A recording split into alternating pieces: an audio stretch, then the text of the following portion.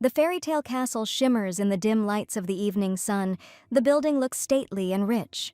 Sitting in a beautiful carriage, a male servant leans out of the window and asks to open the gate as he has escorted a girl. The blonde lady looks out the window of her vehicle, admiring the scenery. After the subordinate said this, the gates immediately opened and the carriage proceeded to the Phoenix Duchy Palace. She continues to look at what is happening in surprise despite the weather conditions. There is not a hint of snow on the estate grounds. Inside, everything is strewn with greenery. Apparently magic stones are capable of this. The carriage comes to a slow stop, its wheels creaking on the ground. The man turns to the lady and says with a smile that the estate is now her new home. She slowly rises and steps towards the exit of the carriage. From that moment on, the blonde became the wife of the Duke of the North, although she had never seen this mysterious man. As people pass by, the maids whisper among themselves, spreading rumors about the origins of the new wife. The uncle confidently places his hand on the girl's shoulder as the words become clearer and angrier. The man lowers his head and says that northerners can be cold and suspicious of outsiders. There is some truth in the maid's words. On her native island, there is no concept of nation, but the lady is ready to do everything for the sake of her tribe. Walking further, the girl puts on a smile and introduces herself as Yuna, saying she hopes to get along. One of the maids looks questioningly ahead. The girl does not look like a barbarian. Others are also surprised to see an angelic face in front of them. The Duke comes out of the palace, wondering. He steps roughly on the ground and makes speeches very menacingly. The man's name is Theo. He is covered in blood and explains his appearance by saying that he has just recently returned from hunting. The guy extends his dirty hand towards the girl as a greeting. Yuna places her hand hesitantly, shaking a little with anxiety. And then, the Duke once again explains that his name is Theo. Not a single emotion is visible on his face. The girl continues to look at her interlocutor in confusion and not much surprise. After this, a voice is heard announcing that there will be no official ceremony. The man says that he was married 3 times and that his last passion is either on the run or long dead. It's getting dark outside and the lights in the castle come on, illuminating the room with bright light. The servant takes the girl to one of the towers, explaining that for the first year she and Theo will live separately. Since she is new to the north, the lady should take all this as an opportunity to gradually get used to everything, says Alice, who is the secretary. After this, the man adds that Yuna's chambers are in the attic of the tower. It turns out that all the other floors in this building are empty. Hearing this information, the lady is horrified. Will she really be forced to live all alone? The windows of the beautiful castle burn with a bright flame, illuminating everything around. A man cheerfully waves his hand in the air while holding a glass of orange drink in his palm. Theo sits in his chambers, long since washed, resting from the past day. Coming closer, Alice announces his presence and reports that he visited the girl in the attic of the building. Adjusting his glasses, the guy asks questions about the Duke's appearance, since there was no hunting. Raising his glass higher, he expresses his desire to warn the bride that there can be no talk of any marital harmony. He wants Yuna to sit as quiet as a mouse and not stick her head out of the attic. Exhaling slowly, the secretary finds herself thinking that it's time to call David. While sipping his drink, the man asks if the girl cried when he showed her the dirty attic. The secretary hesitates, hesitating whether to tell about what happened. Alice nevertheless reports that the lady was only smiling, and Theo is then greatly surprised by what he hears. The girl laughs, and genuine happiness can be seen on her face. Yuna smiles widely and claps her hands, looking around the room and enjoying having such a large space at her disposal. She touches objects carefully, afraid of breaking something. The girl comes closer to the glowing balls thanks to the magic stones. The room is very warm. She warms her palms on them, hoping that her fellow tribesmen will now be able to enjoy this too. A small house stands on the bank of a pond, with water splashing all around. The man looks ahead in horror, saying that his interlocutor cannot marry a man she has never seen. Yuna sits in front of him and tells her father that it is getting colder on the island. Before this, people did not know winter in this place. Holding the letter in her hand, the girl squeezes it tighter and says that she has already decided everything. Previously, in this place, on the island, there was eternal spring. But when the square was hit by a wave of frost, residents panicked greatly at what had happened. Only magical mysterious stones could save their island, but such a thing could not be found in that place. The emperor's offer to marry the Duke and in exchange receive the necessary amount of magical items became salvation for the people. The father has only one heir, he told the girl about the need to stay. Still, Yuna was steadfast, believing that it was her duty to save the tribe from the cold. And yet, the girl was unhappy, even though she smiled in the faces of the residents. She was worried about herself and people, so she took such a dangerous step. The heiress reassured her father that her uncle would go with her, and Alice's secretary inspired confidence. And yet, the Duke had large and warm palms, and the girl recalled their acquaintance with embarrassment. She admired the fact that Theo led a huge number of people, exceeding the population of the island. Yuna remembered the secretary's politeness with warm feelings, and she was not at all against living alone for a whole year. The girl understood that she and the Duke were different people. They needed time to get to know each other. The lady waved her hands with delight. Considering Theo a responsible and understanding man, people should definitely get along. After a few moments, she is distracted from her thoughts and reaches for the stones. Suddenly, she gets scared by something, throwing the bag of jewels to the ground. In order not to break the magic minerals, the girl runs towards the object. She almost touches the material of the object, but suddenly she stumbles and her leg gives way. Suddenly, the unknown door in front of Yuna opens slightly, forming a gap into the unknown. It turns out that there is a secret passage in this room. After the heroine realizes this, she immediately falls to the ground and finds herself behind a door in a dark place. With a groan, the girl rises from the dusty floor, looking around. And then a familiar man appears in front of her. Yuna looks at him with fear. Theo turned around in confusion towards his new wife and looked at the girl. Suddenly, a question appears on the man's face. He did not expect this at all. The heroine kneels in front of him, telling him what happened. She only wanted to catch the magic stone. A bead of sweat runs down the man's face from worry. The girl must sit in the attic and shed bitter tears. After this, the lady lifts the hem of her dress and decides to introduce herself to the Duke again. The blonde girl smiles widely, says her name, and hopes that they will get along. The man watches her with confusion, swallows nervously, and feels as if he has seen Yuna's face from a different side. And then Theo realizes that he didn't see the lady because his whole face was covered in blood. A little later, the man realizes that he immediately caught that recognizable floral scent. The hero looks at the girl, noticing more and more beauty in her, and wonders if this smell is her perfume. His gaze stops on the thin curves of her neck. The man had not previously noticed how miniature and graceful she was. Theo draws attention to her eyes. Her eyelashes are like bird feathers. He continues to romantically reflect on the girl's appearance until he stops himself out of embarrassment. The Duke talks to himself, convincing himself that this marriage is just a formality and there can be no talk of any feelings.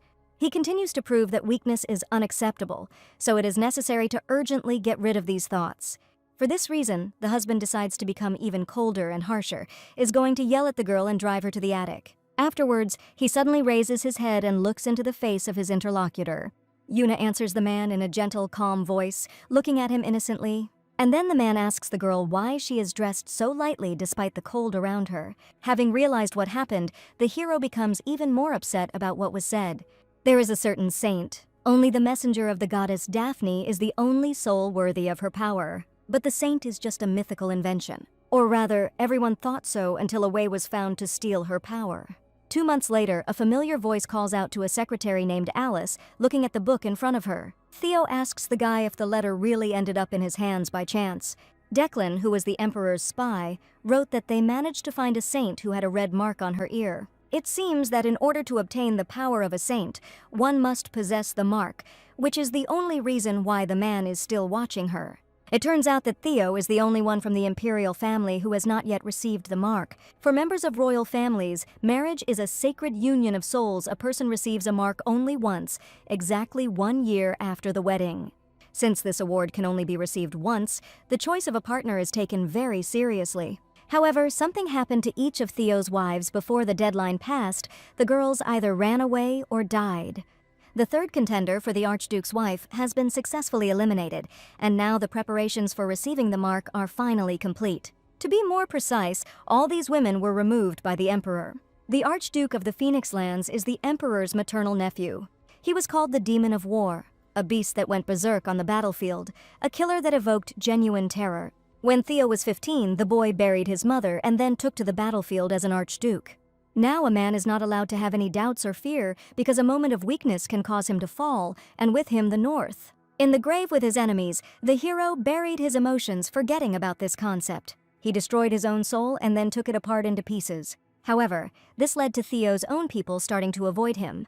Each wife either ran away, taking mortal risks just to avoid living with a monster, or ended up in the afterlife. Yet the man could not say that he was sad. He just let time pass. days turning into years, as if he were already dead on the field of an endless battle.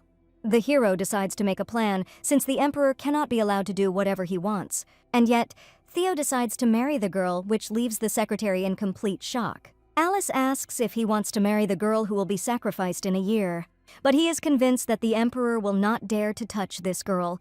Alice watches with some fear all that is said on behalf of her master. Still, if Theo gets a mark with her, what will his father say about what happened? Back on that cool evening balcony, the same question about the heroine's light clothing hangs in the air. Taking a deep breath of icy air, the man convinces himself of the need to scare the lady so that she will not even allow herself to think about ending the marriage. Smiling sincerely, Yuna asks him in return if he is cold. Theo's gaze becomes more serious, his eyebrows lowering tensely. He says he doesn't feel cold to show that he is cold-blooded and heartless. The heroine's eyes widen in surprise, and she looks at her interlocutor with interest. The girl quickly looks away and becomes embarrassed by the man's rather revealing outfit. At this point, Theo is already thinking that he has won and made his bride wary of him. Later, the hero calls the lady by name, drawing attention to himself. He shows that by crossing this bridge, Yuna can go to his personal terrace, and if she needs anything, the heroine can always turn to the Duke. The guy looks more serious, saying that he can do anything on the Phoenix lands to show the girl his power.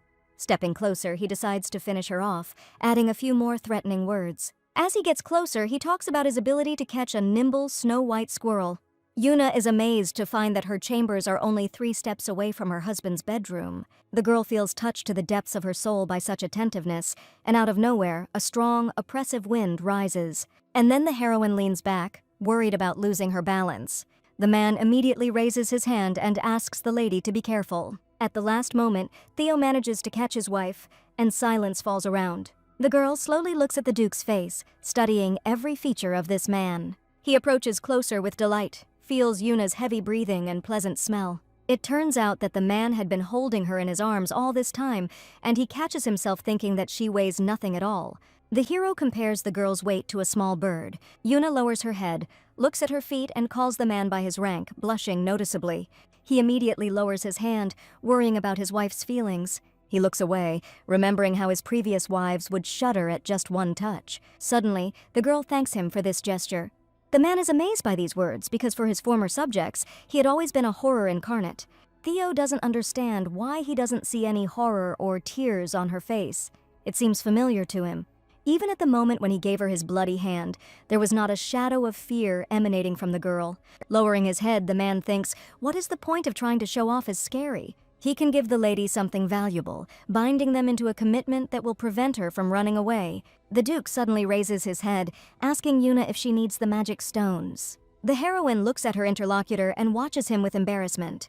Surely he knows why Yuna married him, but perhaps he won't like it if she reminds him that this is a marriage of convenience. She smiles and says that it is not so cold in their settlement yet, so it is not necessary to give them away right now. The girl is clearly here for the jewelry, but she continues to insist that she doesn't need it. After this, Theo asks what she would like, after which the heroine thinks deeply.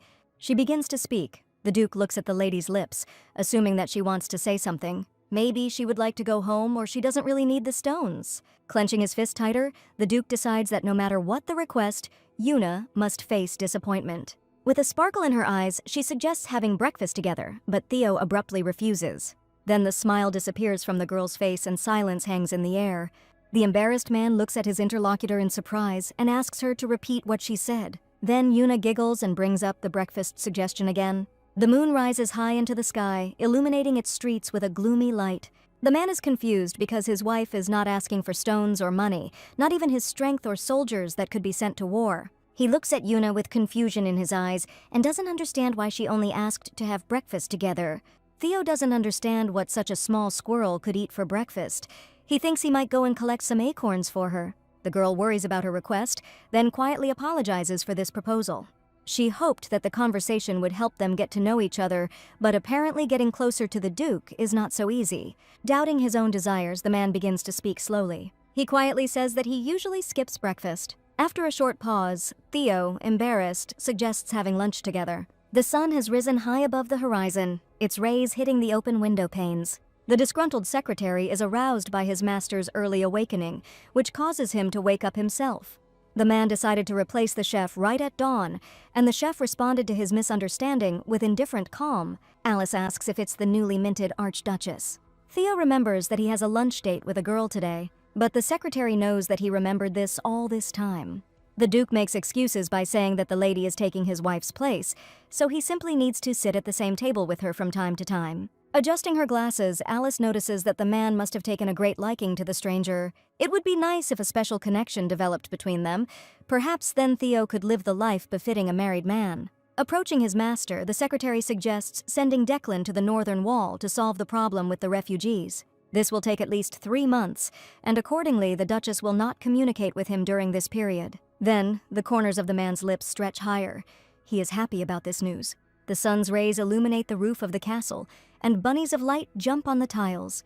With her hands crossed on her knees, the girl asks if her interlocutor is leaving for the north wall. Moving closer, the man communicates his desire to discuss certain things with the girl. He asks if they consummated the marriage with the Duke.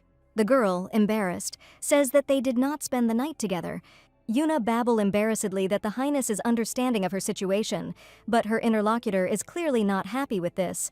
He is outraged that he has to guide the lady, and he is sent to the northern wall because of some refugees. He decides to speed up the process and starts talking about how the girl is no longer on the old island.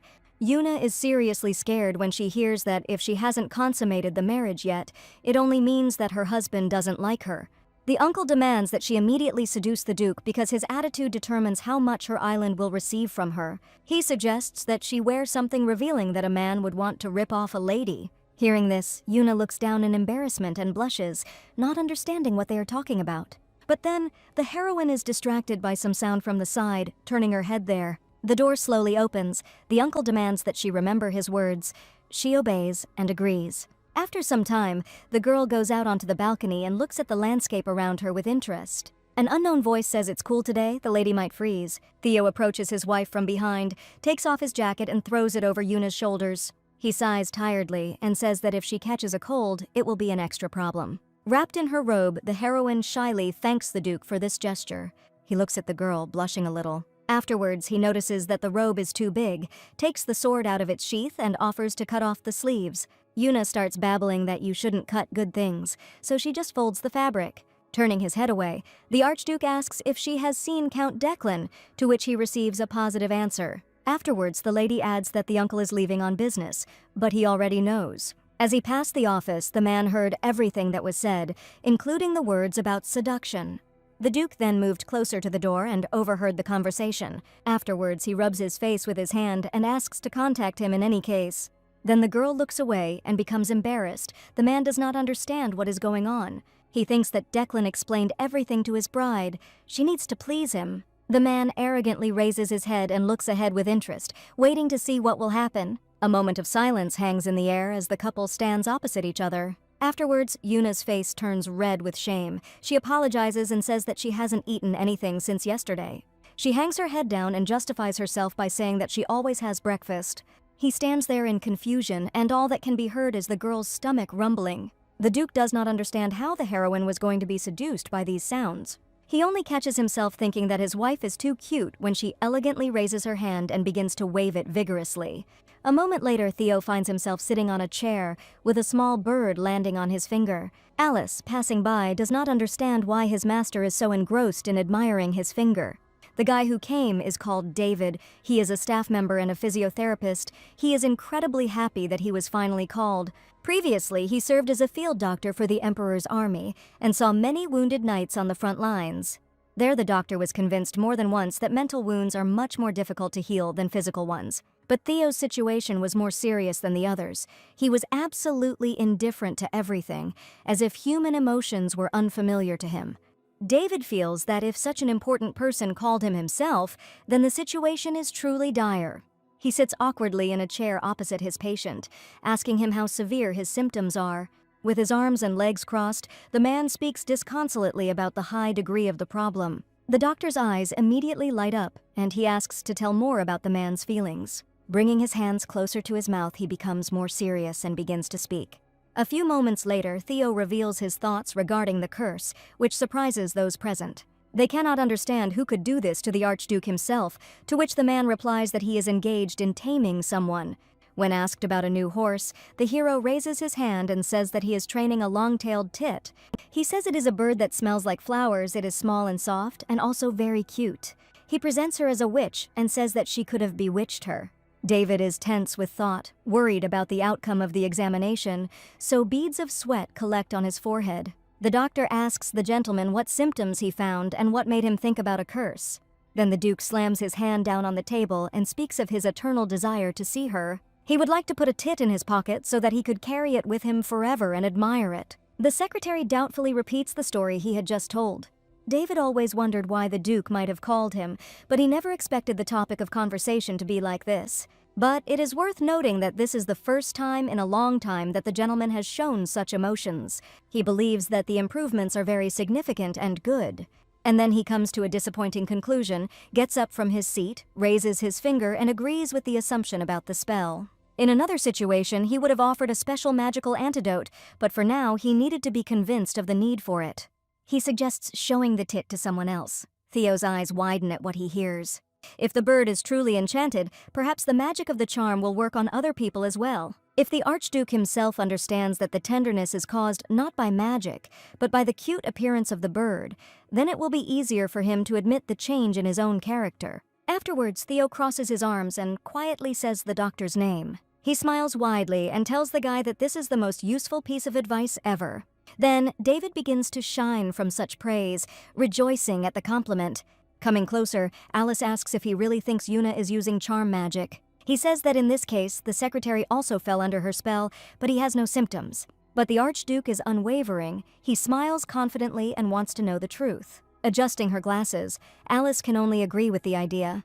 Looking at the stuffed animal on the wall, he gets a brilliant idea, namely to show the lady to the rich people who are going hunting in the near future. Standing up from his seat, Theo orders the secretary to get everything ready, and he then sighs quietly. After a few moments, the Duke decides to add some more details. The guy turns his head in his direction. He asks to make sure that Yuna is dressed warmly, as the lady is sensitive to low temperatures. The secretary agrees and promises to take into account all wishes, feeling a strange sensation. He doesn't understand at all how his master decided to drag his wife out hunting to watch the nobles devour her with their eyes. A couple of days later, people find themselves in the morning forest. The dew is still on the green leaves, and exclamations of delight can be heard. Yuna throws her head up, looking at the branches, and says that she has never seen such beautiful landscapes. The girl squeezes her fingers, reddened by the cold, tighter, and Alice notices this fleeting movement. Afterwards, the man takes out his gloves and offers them to the girl. It is unusually frosty outside that day. They had almost reached the hunting lodge, where the aristocrats gathered to hunt with Theo once a month. Today is the first hunt since the girl arrived. Probably the man wants to try it as an excuse to introduce his wife to some representatives of the nobility. The girl hangs her head, worried about the bad attitude regarding her etiquette and not belonging to noble blood. She is deep in thought in her anxiety when the guy turns towards her. The secretary says that when the river freezes, it will be possible to skate on it. The girl does not know about the existence of such an object and asks questions. Alice giggles and promises to get some skates so the lady can go skating. Soon, a couple of people approach a wooden house. They step onto the porch and move towards the door. The secretary opens the door and asks the girl to come inside. People immediately turn towards those who have arrived and smile very welcomingly. One of the men comes closer and tells the girl that Yuna looks amazing. The rumors are not lying. More and more people approach her, discussing the appearance of the new heroine. Pushing the lady behind him, he only asks them not to forget their manners, because they are talking to the Archduchess. They look at each other, not understanding at all what was said wrong, because the girl really is very beautiful. The dark-haired man thinks that Yuna was sold in exchange for magic stones. Her island will surely belong to the Empire. One of them offers her magic stones in exchange to gain the opportunity to be close. The girl's fist clenches even tighter and shakes from the pressure. The secretary shouts in displeasure, not understanding how people can speak like that. Looking down at the people with an angry expression, Theo asks what the people have done in this room. He stands on the stairs, and people start shaking from what they hear. As he descended, the Duke immediately ordered the secretary to take Yuna to the second floor. The dark-haired man suggests going hunting, but Theo decides to cancel the event. The interlocutor becomes embarrassed, smiles awkwardly, not understanding what is being discussed. Suddenly, he comes closer to him and grabs the brunette by the neck, lifting him above his head. There is anger in his eyes. Theo is not going to back down in his business. He pushes the man, grabs his arms, and asks a caustic question about the number of magic stones in his possession. He squeezes his hand tighter. Could he really have more jewels? Afterwards, the Duke throws the man to the ground. He rolls on his back on the tree, letting go of his clothes. Theo stands up straighter, drawing attention to himself and demanding that they listen to him carefully. He demands that those present leave and think carefully about what happened that day and offers to donate stones to the Empire, in which case they will remain unharmed. The man also asks to convey his message, namely, if anyone dares to insult the heroine, then he will not see his head. Those present immediately jump up from their seats and head towards the exit, fussily clearing out of the room. The girl sits alone in the room, waiting for her husband to arrive. She was upset by the offensive phrases addressed to her, but she herself was unable to respond. Yuna turns around at the noise below, worried about Theo's impending problems. Suddenly, the door to the room opens and a man confidently steps onto the threshold. Seeing him, the heroine immediately comes to life, calls him, her eyes widen in surprise. Afterwards, the girl lowers her gaze, worried that the man saw the attitude of those around her and considers her unsuitable for the role of Archduchess. But the guy comes closer, squats down next to the girl and asks her to give him her hand. She immediately raises her head and looks into her husband's eyes, not at all understanding what will happen. It turns out that Theo noticed some kind of wound on the bride's limb. He very prudently took with him an ointment made from crushed healing stones, thanks to which the wound would heal very quickly. Then the man places Yuna's hand on his palm and begins to gently rub the medicine in. He asks her caringly if the wound is bothering her much, but the girl doesn't answer. She just looks ahead embarrassedly. Afterwards, the heroine decides to apologize, considering herself guilty of insulting the Duke. She is very worried about the damaged relationships with high-ranking people. The protagonist's gaze falls on the girl's face, his eyes studying her emotions. The man squeezes the lady's hand tighter and explains that on this earth, the only person higher than the Archduchess is himself. They may spread rumors, but in reality, he gives her the stones because the lady has decided to become his wife, even if she no longer needs them. The man points out that in his domain, the girl is free to do whatever she wants. This happens because in these lands, Theo is the lord and Yuna is the mistress. And then, the girl accepts his words because she has nothing to fear, given her rank. She is embarrassed by the thought and realization that such an important person is her husband. She holds her hand back with a sharp movement, and the very thought of it makes her feel awkward. The man, in turn, thinks that Yuna is oppressed by the fact that she will have to stay in this place for the rest of her life. The girl smiles, asking the Duke truthfully whether he is going hunting now. She tugged at the edge of her cape, thinking about how to express her thoughts. Afterwards, the heroine abruptly takes off her outerwear, revealing that Alice has gotten a hunting suit for her. A slight blush appears on the husband's face, and he does not take his eyes off his beloved. The clothes were made especially for today's occasion. It would be a shame not to use them for their intended purpose. Theo thinks about it, remembering that before this video, the girl only wore baggy dresses because she didn't try them on before buying them. Then the bride seemed so weightless to him, he continues to look at the lady's body. Suddenly, the Archduke feels awkward about his own thoughts and awkwardly covers his eyes with his hand. Seeing this, Yuna becomes confused and embarrassed, worrying about her own appearance. The man continues to ask the girl if she has ever hunted before. Afterwards, she enthusiastically talks about her skills in using a slingshot. True, she had never managed to get game before. Instead, Yuna watched squirrels and weasels. The hero thinks about the fact that the girl herself looks like an animal, and then clears his throat and talks about the lack of slingshots in their arsenal. He extends his hand to the lady, offering to simply take a walk along the forest paths in exchange for hunting. Yuna, without thinking, immediately places her limb in her husband's palm, agreeing. Young people come out of the room and walk slowly next to each other. The girl looks at the vegetation. There are quite a lot of flowers, but they have no smell at all. The reason is that they are grown with the help of magic stones. Afterwards, the heroine touches one plant and finds it annoying that the grown roses are artificial. Seeing something to the side, the lady screams and suggests heading in the other direction. The wind cools the couple. Theo feels the sweet scent of the girl, enjoying being near her. Watching the lady, he catches himself thinking that the lack of scent in the flowers is even a plus. He no longer cares whether there was a spell on her part or not. The Duke continues to look at the girl with a smile and think that she is incredibly beautiful. Yuna turns towards her husband, points in front of her, and asks if it will be possible to go skating here. The man immediately turns his gaze. The sunlight is reflected in the surface of the river. With the arrival of winter, it will even be possible to ride on a sled. Afterwards, the girl asks about the appearance of the skates. Theo kindly tells her about it. She talks about the lack of winters in the south, and the man begins to worry about the difference in their climates. Unexpectedly, Yuna turns towards the Duke and asks if he will teach her how to skate and sled when he gets the chance. Theo doesn't mind helping her, but something distracts him from the side, so the guy turns his head towards the sound. He looks at the lady's hands and notices that they are red from the cold.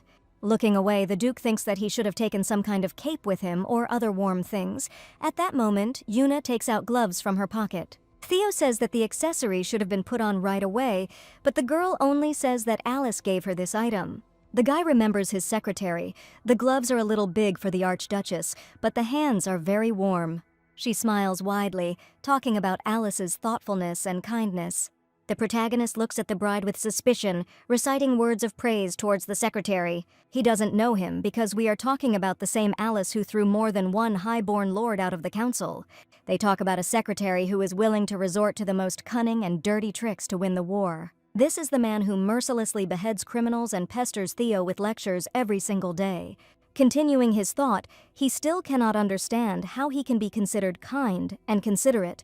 While minding his own business, suddenly, goosebumps run across Alice's skin. He feels a chill down his spine, guessing that there is a draft somewhere in the castle. And then the Archduke understands that it's all about the gift and decides to give the girl something too. Then Yuna will begin to consider him considerate and kind. It's getting dark outside, and lights come on in the castle windows, illuminating the rooms. There are many precious ornaments lying in front of the man, but they all do not fit. Theo looks at each of them with trepidation, thinking about what to give his wife. He knows he clearly has something suitable, looking down at the box next to him. Without thinking twice, he picks it up and brings it closer to his face. It contains precious earrings with huge ruby stones that shimmer in the rays of light. Approaching the door, Alice calls out to her master and warns him of her arrival. All the lords who had stood out against the hunt were deprived of their seats on the council, and the secretary made sure that they realized their mistake. Theo's face shows confusion, as if he hadn't heard everything that was said. He mimics the guy, talking about kindness and attentiveness, which makes him embarrassed. The man turns away and points to the gloves he gave his wife. Alice is thoughtful and does not understand why he does not give her anything on his behalf. Theo shows the ruby earrings. The secretary is shocked because they are his mother's thing. He asks to seriously consider this decision because this is the only memory of the late lady. Yuna won't leave this castle anyway, plus these earrings are much more valuable than the gloves. The man wants to give her something truly meaningful. As Alice listened, she only clenched her fist tighter, thinking about her master's stubbornness. He immediately gets up from his seat and decides to give the gift right now. Once in the library, Theo circles the books with his finger. Afterwards, the hero moves away from them at some distance, thinking for a while. Turning towards his secretary, he waves his hand sharply and calls for him to come to his side. With a calm smile, Alice looks at the gentleman, thinking that it was as if life had been breathed into him. Walking forward along the balcony, Theo moves confidently, feeling anxious about the upcoming meeting. He slowly walks up to his wife's bedroom door, raises his hand and knocks with his fist. On the other side, a request is heard to wait for a while. The girl opens the door and comes out to meet Theo, greeting the man when his face shows complete confusion. The girl is wearing an open dress that reveals and emphasizes the soft skin of her chest. The Archduke's eyes widen in surprise, his cheeks quickly turning pink. He feels heat in his body, without understanding at all how it happened and for what reason.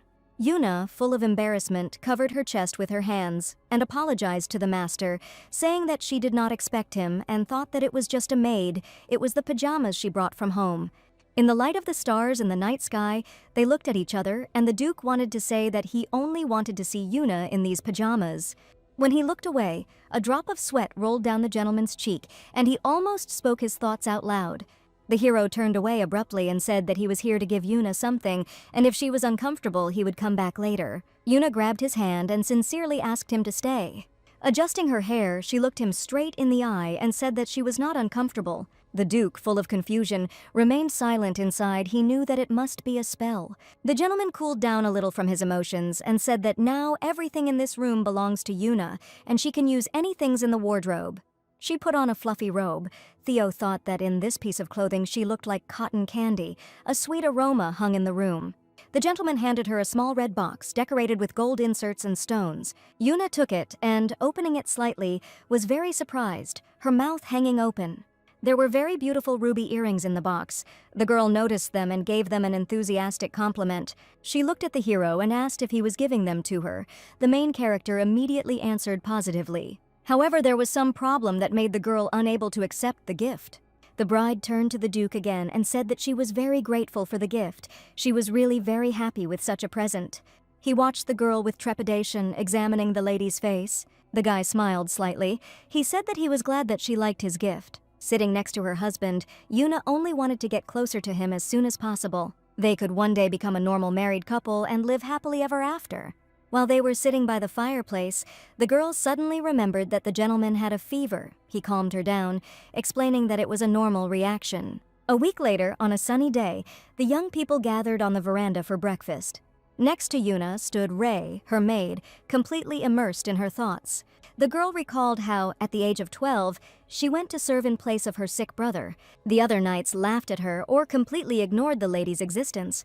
But it was not his grace, but the Archduke himself who took it upon himself to teach the Rei how to wield a sword. They fought side by side, and as a result she helped the hero win the war. After the battles were over, the lady was even made an honorary knight of the Empire. After the great battle, everyone was rejoicing and drinking, but not the hero. Rei looked at him with some sadness, realizing that he was incapable of emotions. From that moment on, she decided to follow him to the castle, end her military career and become a servant to serve Theo's family.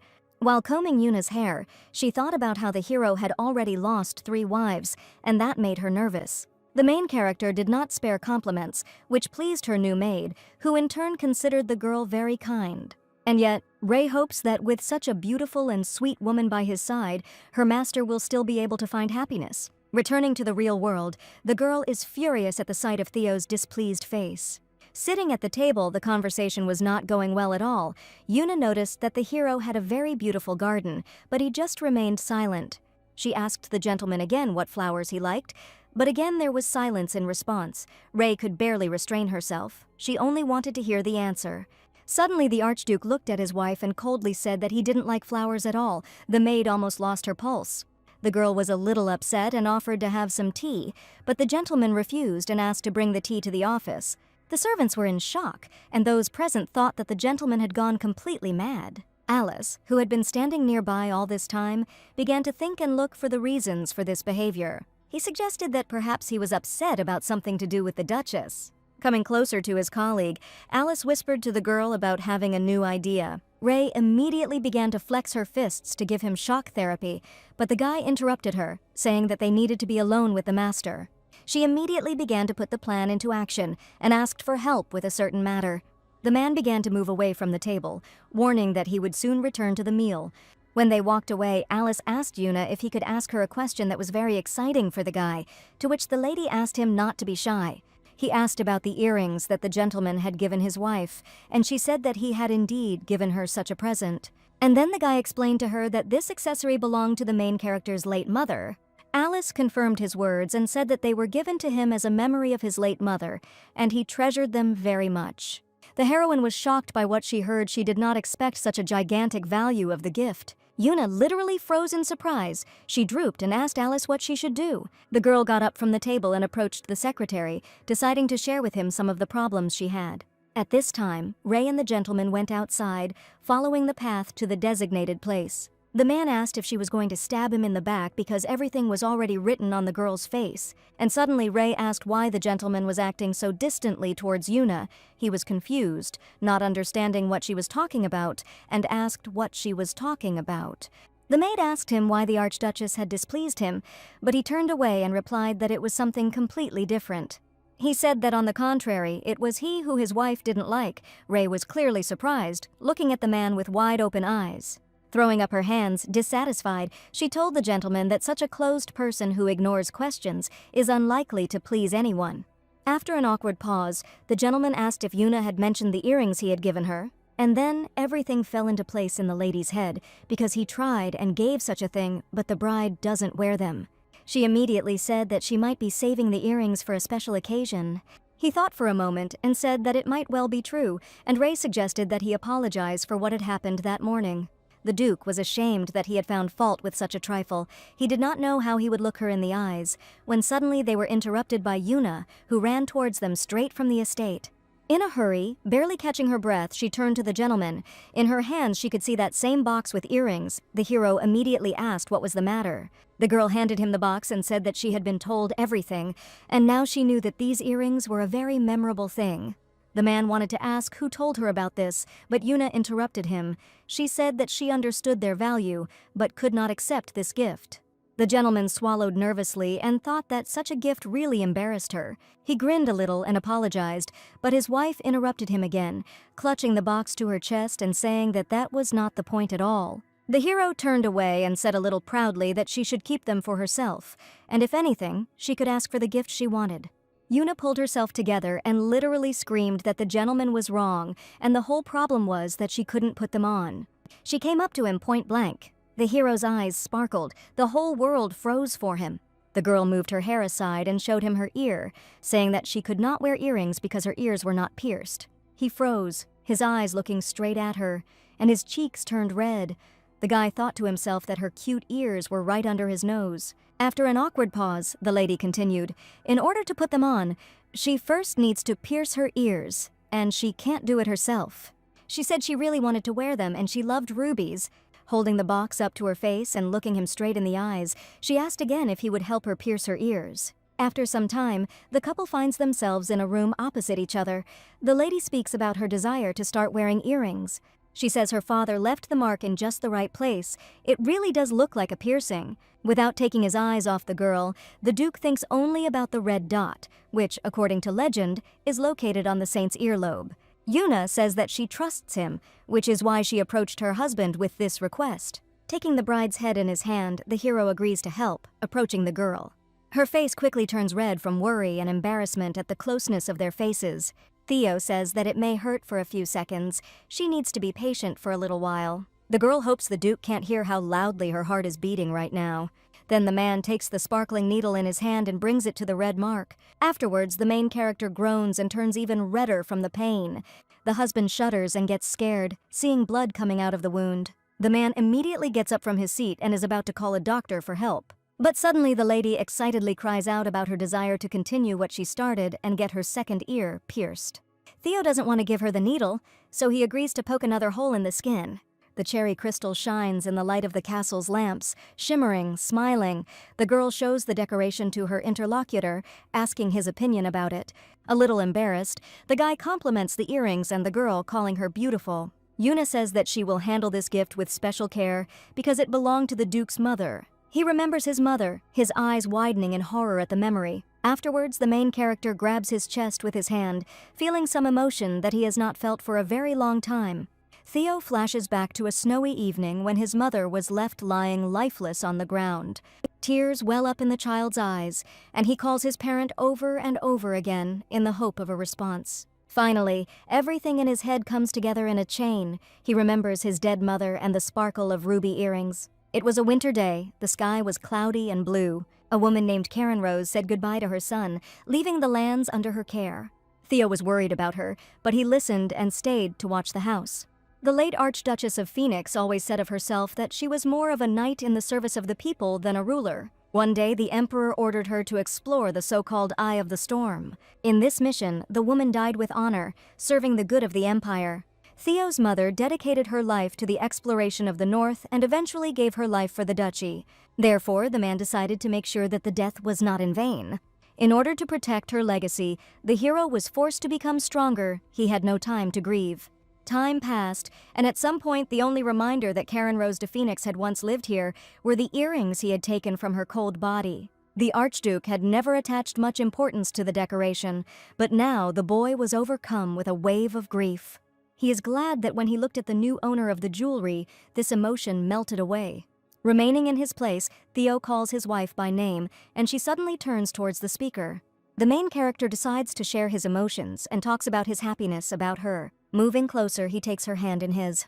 The girl says that Yuna is an abbreviation of the name Juliana. This nickname was given to her on the island. She feels calmer because the man calls her the same as her close people. Sighing, the hero looks away, saying that he doesn't have a nickname, everyone just calls him Theo. The girl gently strokes her interlocutor's limb and agrees to this. The people remain in silence, completely immersed in their own thoughts. Yuna is pleased with such a gift, and Theo is surprised that the lady called him by name. The man thinks, imagining that he and his bride will be walking together, communicating informally. After some time, they will start calling each other cute nicknames, sharing their love.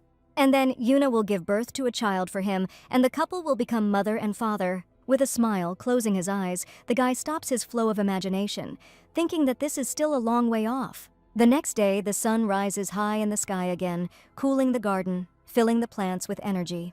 The Archduchess admires the vegetation when Ray explains that the garden remains frost-free all year round thanks to magical stones. She is indignant that the flower beds need to be constantly weeded, otherwise everything in that place will become overgrown. Squatting down near one of the bushes, Yuna notices that these flowers also have no scent. The girl says that her flowers have a sweet scent and bees are always circling around them. She looks down and says that they could go to the island together. But suddenly she remembers her uncle's instructions that she should not remember or mention her previous place of residence in any way. She shrinks with sadness. Now she only has the opportunity to write letters. The heroine is very interested in whether her relatives received what she wrote. That evening, the girl took a pen in her hand and began to write the usual greeting, then about Theo's bravery. Then she mentioned the gentleman's incredible beauty. The girl exhales slowly and thinks that this phrase was probably unnecessary in her retelling. Ray stops and turns her head towards Yuna, asking her how she is feeling. She looks down and talks about wanting to turn back time. Then Theo appears from the bushes, secretly watching her. The secretary looks at him with confusion, not at all understanding how to react to this. She immediately begins waving towards the man, gesturing that she is leaving. The girl thinks about whether to send her father another letter, and then notes that she should choose her words more carefully when communicating with him. The main character looks at her in surprise, trying to catch every gesture and word. Sitting down on the grass, he concludes that Yuna is clearly homesick. He also suggests that she would like to return there and abandon her husband. The man rises sharply, thereby exposing his ambush. The petals fly off in different directions. Just as the heroine is about to turn her head towards the sound, Ray screams, distracting her attention. Worried about the plan, the girl suggests following her to look at another flower. Theo remains in place, confused, unable to comprehend why they had only just started calling each other by their first names, while the lady was already about to annul the marriage. Clenching his fist tighter, the hero clearly decides that he is not going to let go of his love. With a face full of confidence, the man thinks that he now has a wife. After some time, the Duke finds himself in the room, standing at the window, looking at his possessions. His gaze falls on the closed door of Yuna's room. Then the man begins to remember what happened earlier. The girl has been in the north for 2 months already. She eats well and doesn't turn up her nose at the local cuisine. Every day, the lady, accompanied by her own maid, walks through the garden. The main character thought that the bride didn't even remember returning home. He didn't expect that the lady was eager to leave his lands. Afterwards, Theo begins to think about the fact that in order to get to the island, it will take a month to get there. He won't be able to let the girl go for more than 2 months, especially considering that he can't spend a day without her. And then a thought suddenly struck his head. The man looks at the map and decides to create a settlement right in the duchy. He rejoices in his genius and decides that he can even move Yuna's fellow tribesmen to this place. Putting his hand to his face, he thinks that the girl married him for the sake of the magic stones. Therefore, Theo decides to give her even more jewelry to eliminate the possibility of her leaving. And if Declan or the Emperor decide to take the girl away from him, the Duke will simply destroy all the stones. Suddenly, a gentle voice is heard behind him, which frightens him and makes him shudder. The man turns to her, smiling brightly and hiding the crystal behind his back. Over a cup of tea, Theo asks the heroine if it's hard for her to climb up to the top floor. She could just walk through his office, but Yuna insists on personal space. Holding a cup of tea in her hand, the lady smiles broadly and speaks of her reluctance to disturb the hero. He looks down, a bead of sweat appearing on his temple. The Archduke realizes that he will not be able to concentrate on his work because of the bird fluttering in front of his face. However, even though Eulis takes on all the work related to taking care of Yuna, a man also needs to participate in order to be a good husband. Holding her palms out in front of him, the girl offers Theo to look at something. He lowers his eyes to the white, soft, and graceful hands, in which there appears to be a sparkling flower. The girl excitedly tells him that she found it in the garden and asks him to smell it. Moving closer, the hero agrees, mentioning that he doesn't have much time. Yuna's hands are fanned by her husband's warm breath. She thinks about it and immediately blushes. The lady watches what is happening with some constraint. It turns out that these are young yasa leaves, the decoction of which warms the body well, so it is often given to the sick. Yas grew up in a valley, next to the main character's house. She was overjoyed to see him in the palace garden. Looking down, the girl remembers that her father always collected them and brewed them when she had a cold. Looking at the lady's face, Theo notices that when she talks about home, her eyes light up. He decides that tomorrow he will urgently give her a huge amount of magic crystals. Since the hero hasn't listened to anything, he is very surprised when he hears about the girl's desire to go somewhere. As it turns out, Yuna needs some drying equipment and she calls the Duke with her. The man is worried that he has been distracted from the main thing, but if his wife is with him, everything will go well. He may leave the duchy for a long period of time, and Alice will do an excellent job as a deputy. So, without further ado, the guy gets up from his seat and agrees to the trip. Turning around, he asks to warn Alice about the need to pack his things. People will spend a lot of time on the road, so they need to take bags with them. But the lady immediately interrupts and explains that they were talking about the city market, which is not that far away.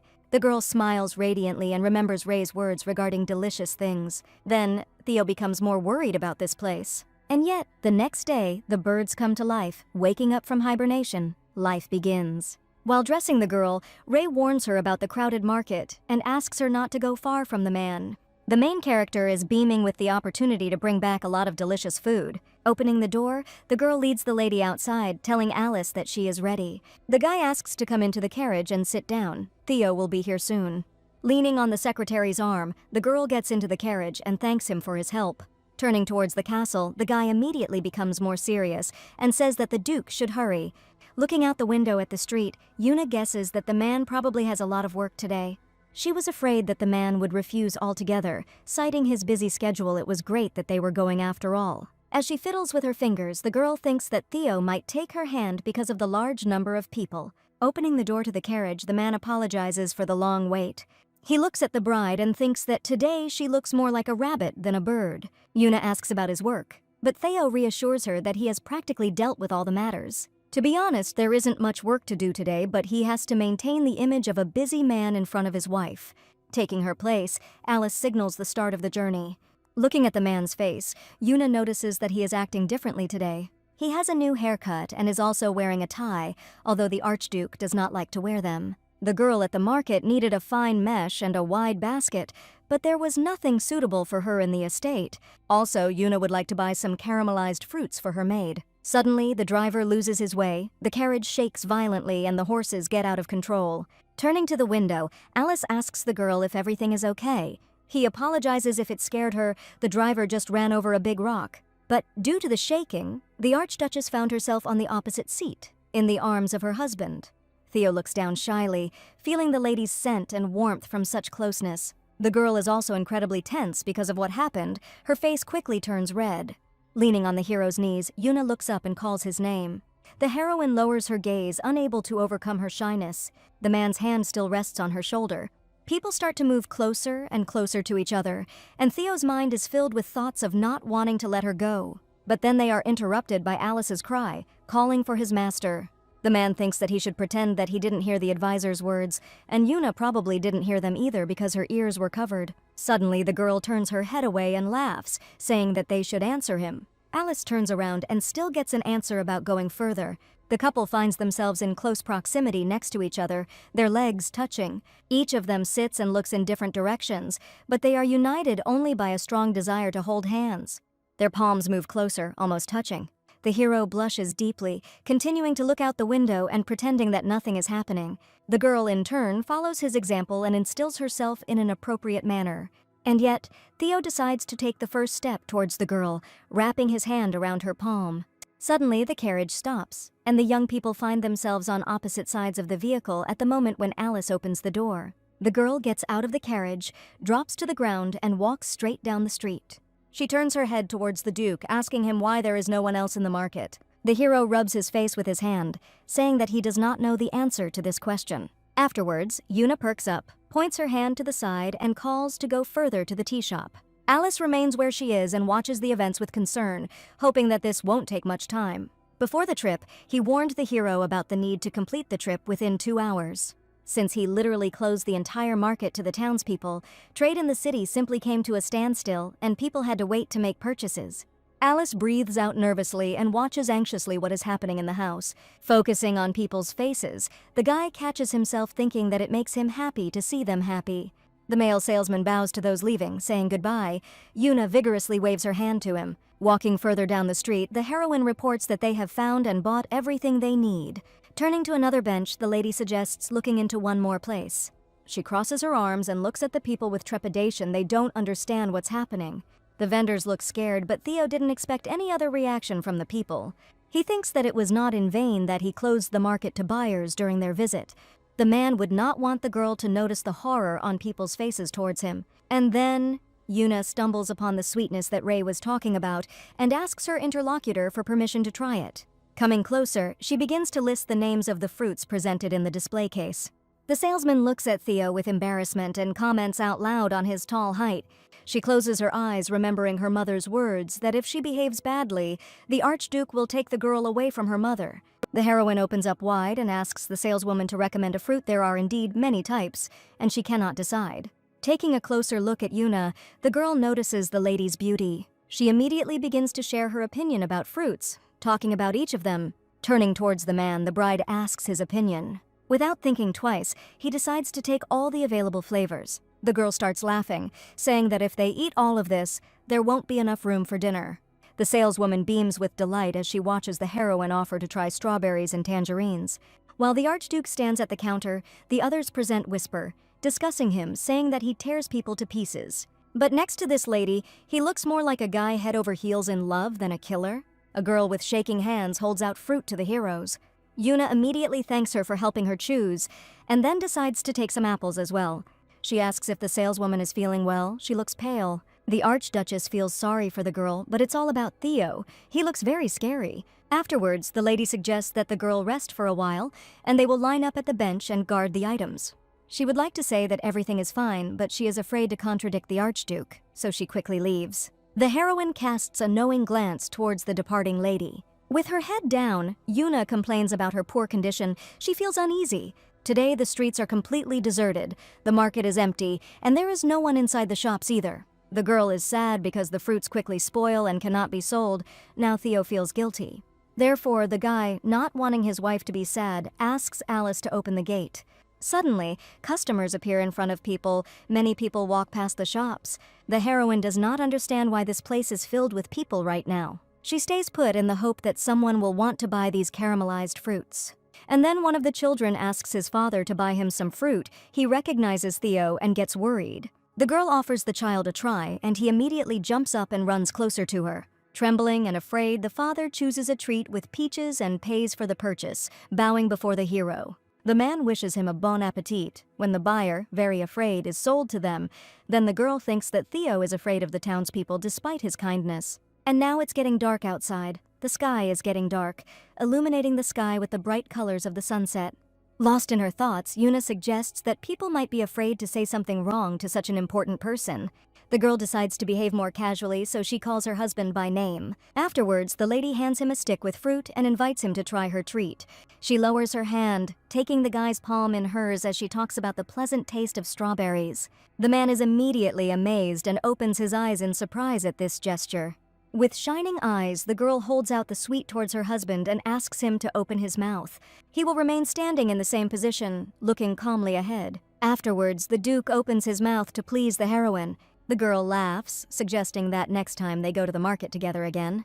The couple remains standing on the street, holding hands, not noticing anyone around them except each other. The day is coming to an end, and the sky is getting completely dark. The lights in the windows of the houses are coming on. A man stands alone in his chambers and looks out the window, looking at the streets. He fondly remembers the moment when the heroine took his hand while they were at the market. He looks down at his limb, thinking that Yuna was the first to take the man's hand. The Duke remembers her happy face, not realizing that the girl likes him too. He plans to celebrate the first touch of their hands by opening a special wine.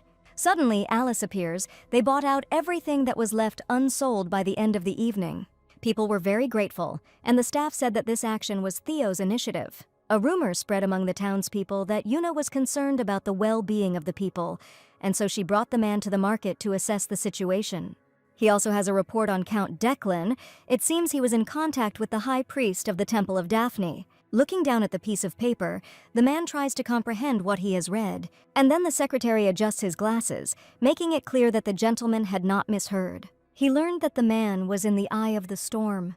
Since time immemorial, a whirlwind has raged among the mountains so strong that, once caught in it, it is impossible to see anything beyond your own nose. The main temple of the goddess Daphne is located in the very center of the eye of the storm, on the top of the mountain. Only select priests are allowed to enter it, and once they enter, they can no longer leave the temple with the exception of the high priest. And if he wants to abandon his duties before leaving the temple, he will have to lose all memories of the time spent in it. Declan contacted the high priest to obtain information about the saint. He said that Yuna was probably the saint. The saint is filled with the light of the goddess. She is pure like snow and radiant like the sun. She can be recognized by the mark on her ear. When her essence is revealed, then her purpose in this world will become clear to everyone around her. Her ladyship received her mark after her coming-of-age ceremony, and after that the island began to experience the changing seasons. And not far from the eye of the storm, they discovered an amazing find, namely a stone with text engraved on it in its language. They say the word protection was written on the stone. Even Declan couldn't figure out all the details.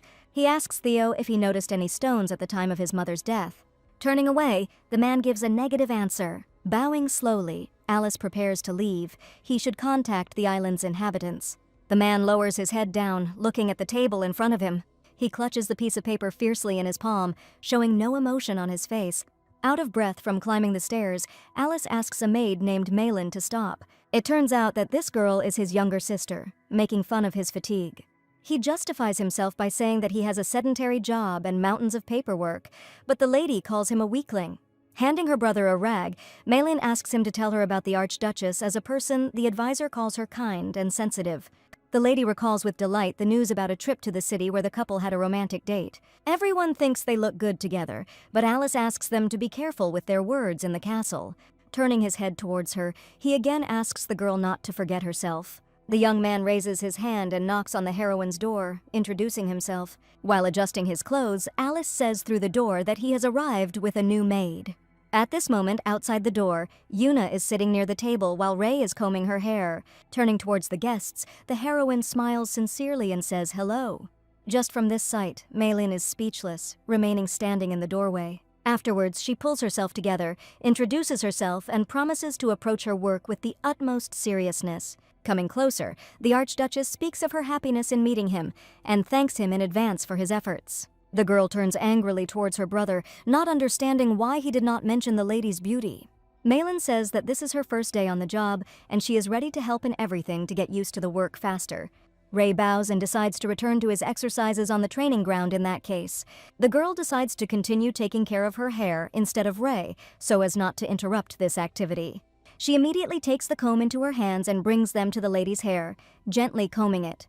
Looking at the mirror, Malin smiles and gives the Duchess a sincere compliment. She says that her hair is as enchanting as the first snowfall. She must have been told that. But it turns out that where the girl comes from there was no snowfall, so she never saw it. Malin advises her to go for a walk with Theo when she sees the first snow. There is a belief that if you see the first snow with your loved one, your love will last a very long time. The girl asks if snow is something unusual, to which she receives a positive answer. She realizes what was said, then lowers her eyes and thinks about what was said. Yuna remembers the Duke and thinks that she would like to be with him as a real spouse. While walking through the court the next day, the Duchess asks Mealing about how the people of Phoenix entertain themselves. She clarifies that she is talking about possible festivals or fairs.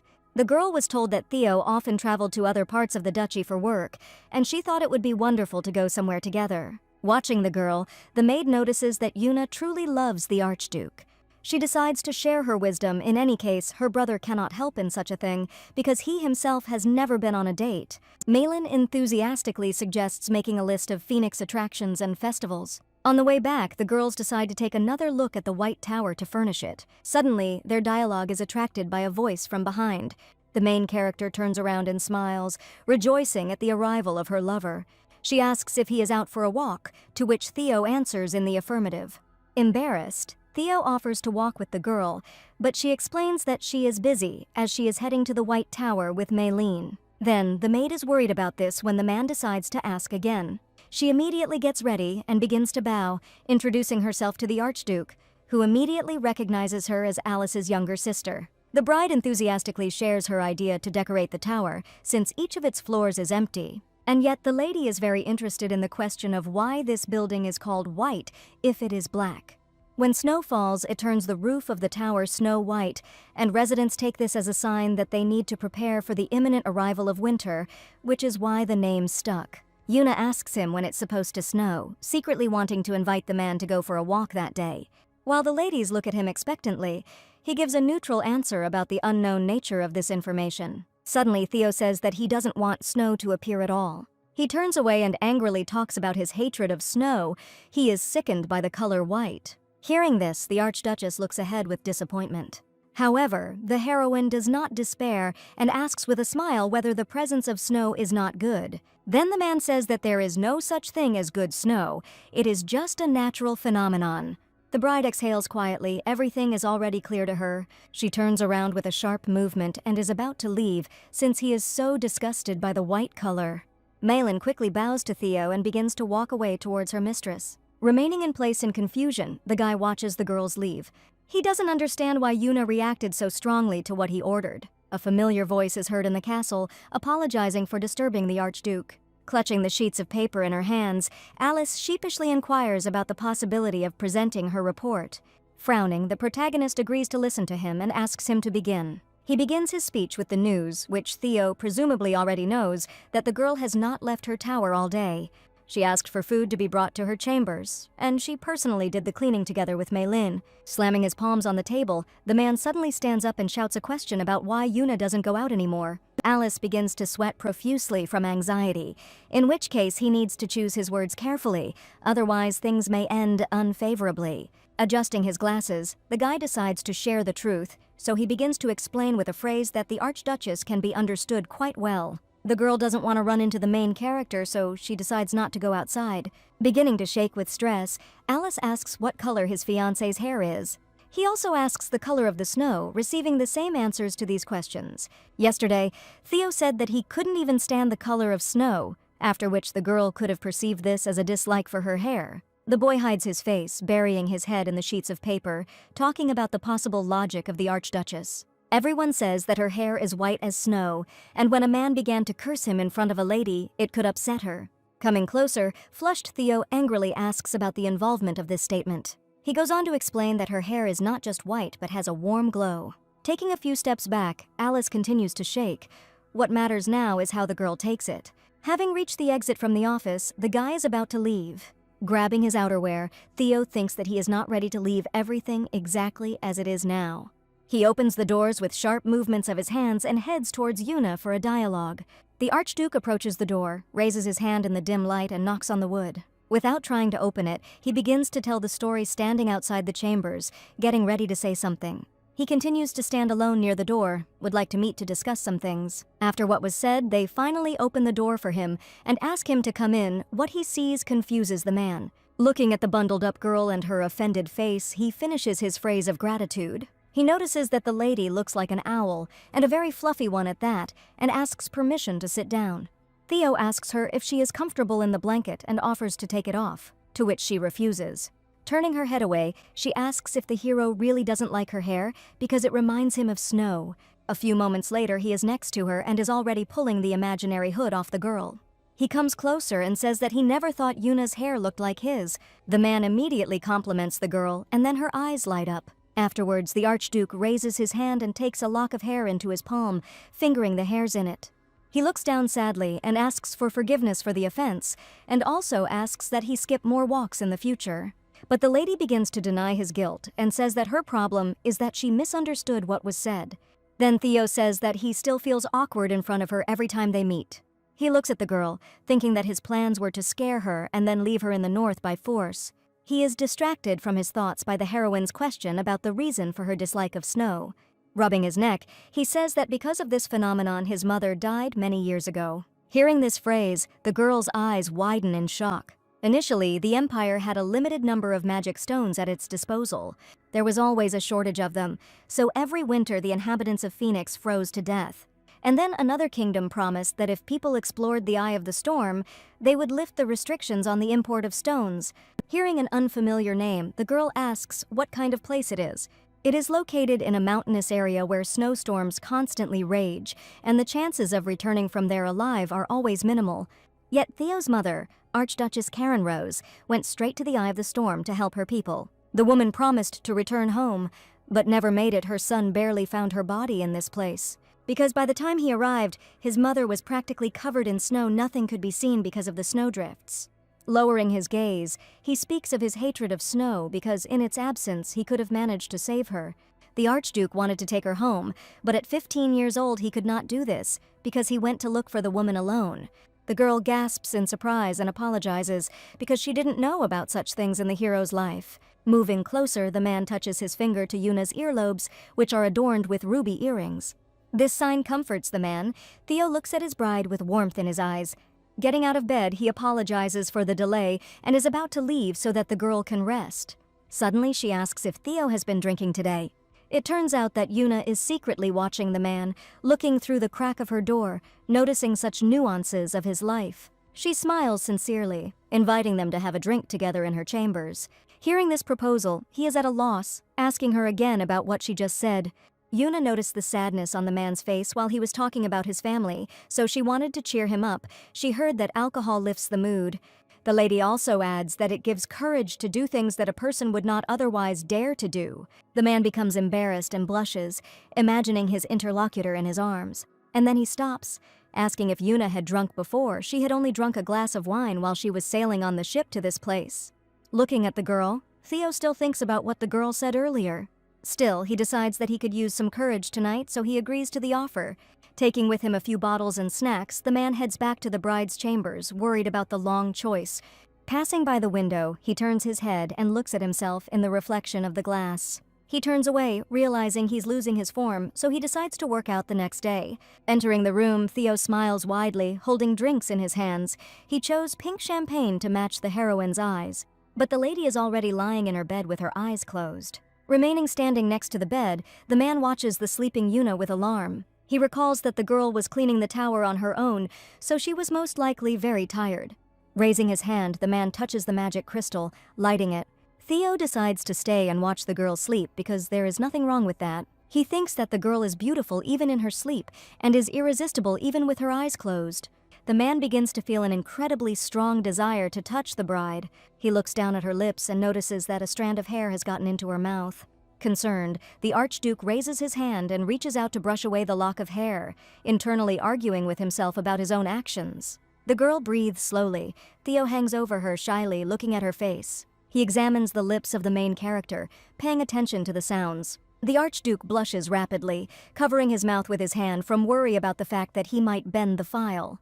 The man considers this torture and is about to return to his place, but does not have time, because Yuna talks about the cold in her sleep and hugs the hero's leg. She becomes warmer and begins to press closer to the man's body. And then, his patience finally breaks. Theo loses his temper. Since birth, no one has ever provoked him like this.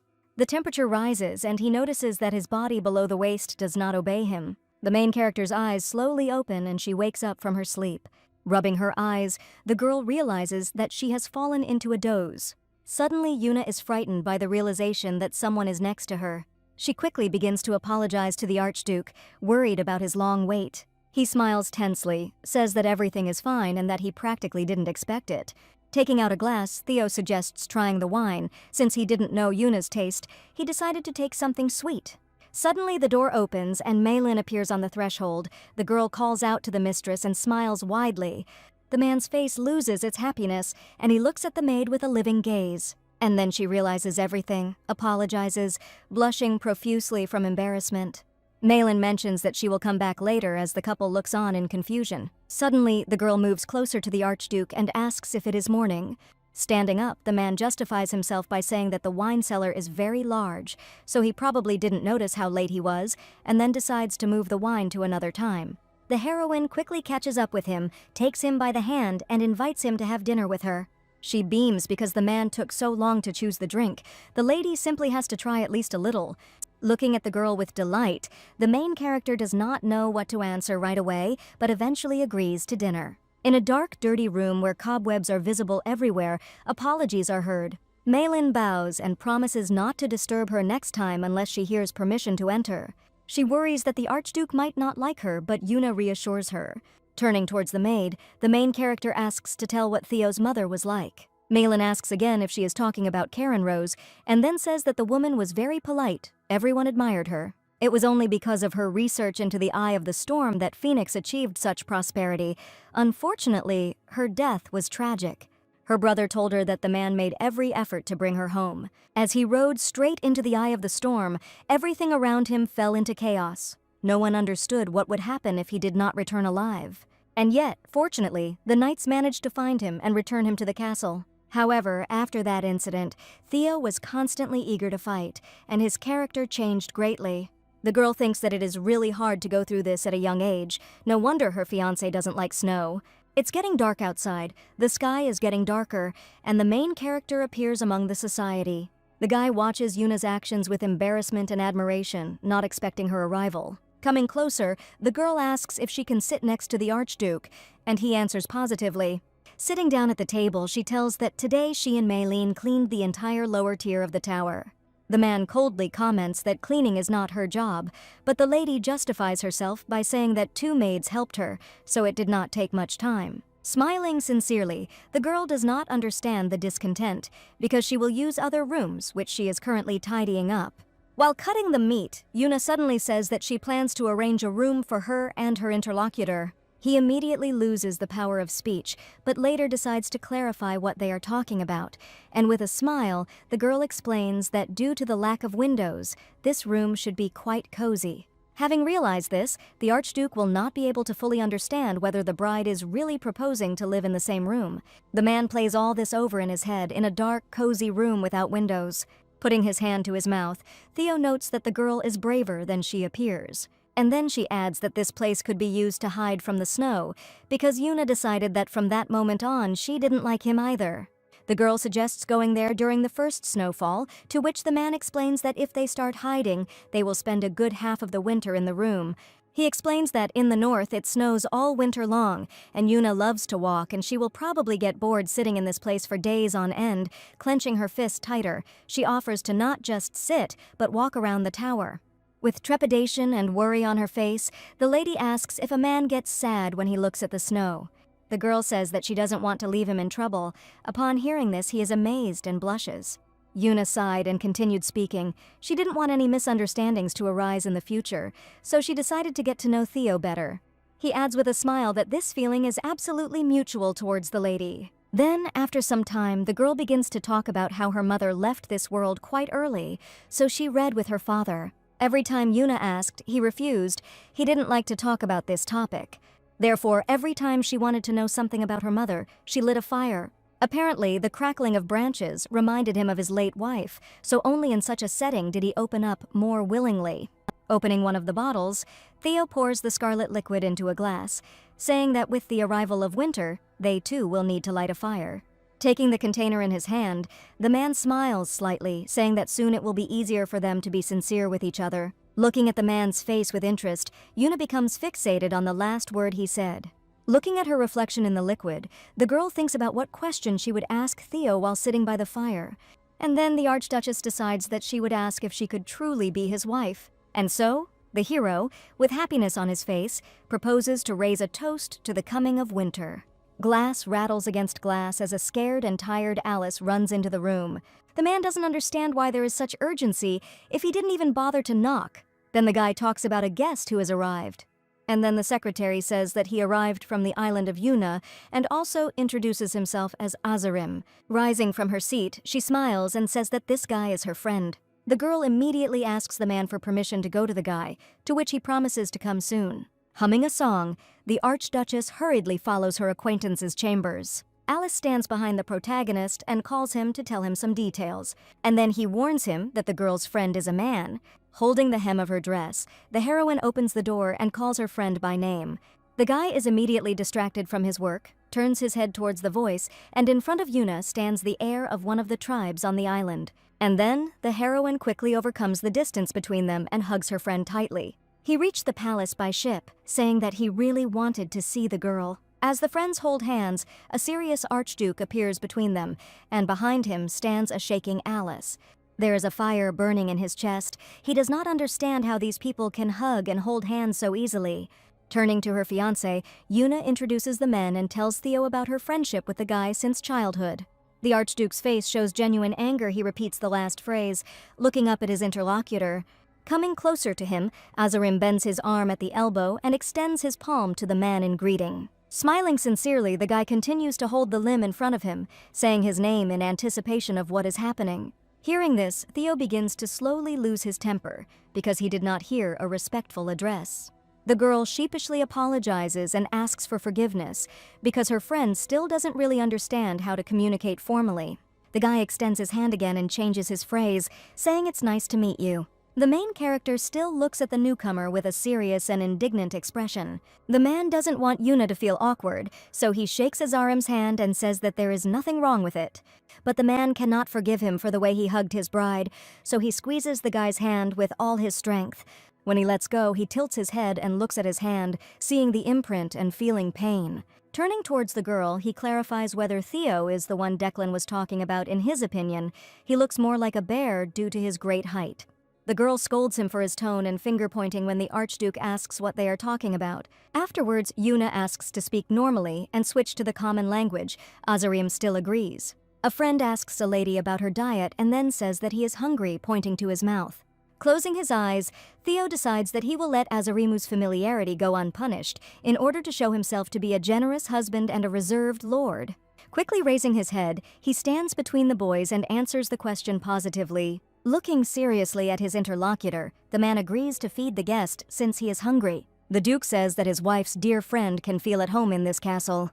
Sitting down next to the man, Yuna asks Azarim how he feels on the island, whether the weather has changed much. The guy smiles sincerely, saying that compared to this place, their home is really hot, and the lady breathes a sigh of relief. And then, a friend is distracted from the dialogue, asking if the interlocutors have run out of food. It turns out that he means the gentleman's empty plate. He points his finger at Theo again. Yuna hisses at him in displeasure. The hero gets angry when the girl once again corrects her friend and explains the rules of decency. The guy asks if the man has finished eating and then adds that he and his girlfriend have a lot to discuss, so he can go free. Hearing this, he begins to get even more angry, not understanding how to react to this. Having called the advisor, the protagonist asks Alice to bring the delivery, who bows before him. When he brings the dish, Theo thinks that he does not intend to leave the girl alone with this suspicious guy. He decides to eat until the dinner starts to burst out. Yuna soothingly explains about the young man's big appetite. Smiling, Azarim asks if his friend missed him, but she remembers all her friends and her father. The guy says that he missed his girlfriend very much. She couldn't get out of his head for days. As he continues to say some very unpleasant things, Theo looks at him with confusion, wondering if he's making fun of her. Out of anger, the main character bends the knife in his hand, and the girl, in turn, explains with resistance that she feels good in this place. In the castle, she had two friends named Ray and Malin, who were her servants. There is also a wonderful guy, Alice, who works as Theo's secretary and is ready to help her with everything. Turning towards the man, the girl falls silent for a moment, looking at his face. She places her hand on her husband's hand, gently stroking it. Theo treats her very well. He always asks if the Archduchess needs anything, for which she is incredibly grateful to him.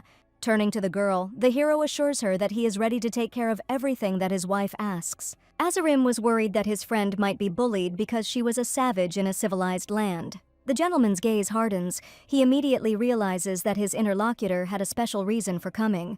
The guy says that if it weren't for Theo, the girl would have married him, because marriage between tribes is common among them. And then Azarim explains that Yuna was promised to him by the Emperor, but the hero considers this nonsense. He says that the term is used to describe something meaningless and insignificant. Theo explains in a serious tone that this could not happen and will never happen. The girl is indignant at the topic being raised. At the moment when the Archduchess continues to be indignant, he becomes sadder and is about to say something. He just wanted to check on Theo, who was sitting next to her.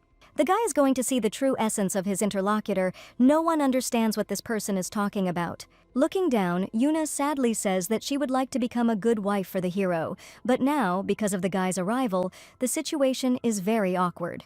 And then Azarim's gaze changes. He looks at the girl questioningly. A moment later, he looks down, unable to find anything to answer, and an awkward pause forms.